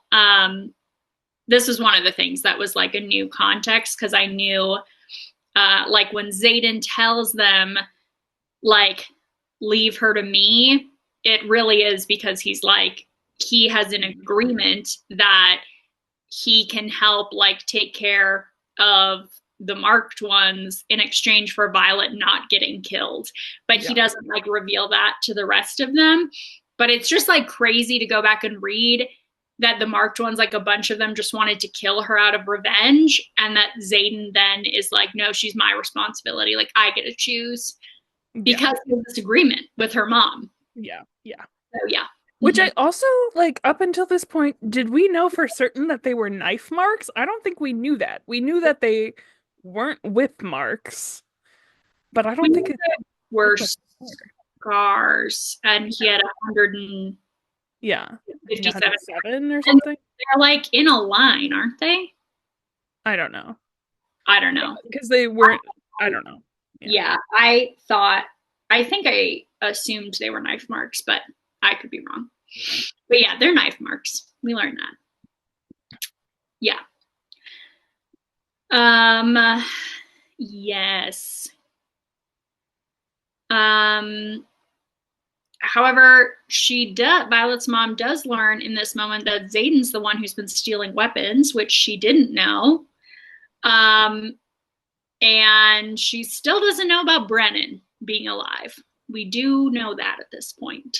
Um, yeah, Zayden then wants to gather all the marked ones and leave like immediately. But Violet insists that they should tell everyone at the school the situation and give them a choice on whether or not to leave. Hmm. Which I'm like, I like that she gives them a choice, but also like that's crazy to just reveal that much information to like all these people who Hmm. are like 19, 20, 21, 22, you know? Yeah. So yeah, just a national secret. Scout. Um, yeah, yeah. But that's what they do. That's what they freaking do. They assemble everybody together. Dane announces to the students that they're trying to like about the cover up and tells them about the venom. People are in a lot of disbelief and are arguing. But then Violet has Taryn share the memory um, of like what happened at Resson with the students, um, Or with their dragons, with the dragons, yeah. Who then can share it with the students. which some do and some don't. Yeah. Yeah. Um, yes. And then many, like lots of the students decide that they're going to believe Dane and decide they're going to follow Violet and Xaden. Uh, and yeah, there's that. Um, yeah, so it's almost half the quadrant then gets assembled, and they're going to Ryerson House with all these students now. They're just leaving the college. We also learned because Carr is trying to attack them with fire. I don't even remember how this comes about, but we learned that Bodhi's power, his signet, is countering signets, which is kind of crazy. So, Yeah, yeah, which makes me disappointed that Violet's is like what it is, because I'm like, it's not as cool as these other ones. But that was a theory that I had with Darna. I'm like, does her like sleep have something to do with she has some crazy power or something? I don't know. Who knows? yeah, But yeah. We did skip over, but Andarna cannot do the time freezing time anymore. yeah, So yeah. yeah, way back at the beginning of the book. Anyways, that's where the book or today ends with her being greeted by Brennan and her being like, "Look, I brought you a giant army." Which So Brendan doesn't seem the most happy about. So yeah, yeah, yeah. And I don't know how long it's been, years that we've all been talking about this. It seems like, but that's the first freaking half. You can imagine this could have been two books. It absolutely could have been two yeah, books. yeah. I also want to talk about the fact that Rebecca Yarros published this 6 months after she published Fourth Wing. 6 months, book two came out. And now it's been 1 year, almost exactly, since book two came out, Iron Flame, now that Onyx and Storm will be out. So it's just crazy. Like she probably just had already written all of them, but like insane to publish them so fast. Like she's been rapid fire out there. So That is crazy. I did crazy. just see the other day like a timeline of Sarah J. Maas's Oh yeah. and that was crazy. She published like 3 books in 1 year, like one calendar year. I'm like, that's crazy. Like, And when you see like what she published, like you're looking at like the third book of ACOTAR at the same time as she's publishing like the tandem read books from Throne of Glass. Like some of her most epic, incredible work are all getting published at the same time. Like yeah, wild. it's I crazy. can't even imagine what it was like to be like a Sarah J. Maas fan reading those books as they were coming out. Would have been insane. Nuts. Yeah. Nuts. Yeah. Yeah. Just yeah. Crazy, crazy. I know. And then when people are like, when's her next book coming out? And are like complaining, and I'm like, she deserves a break. She's been publishing 2 books a year at least for like almost a decade. Yeah, Like it's crazy. I think like like 2016 a year off.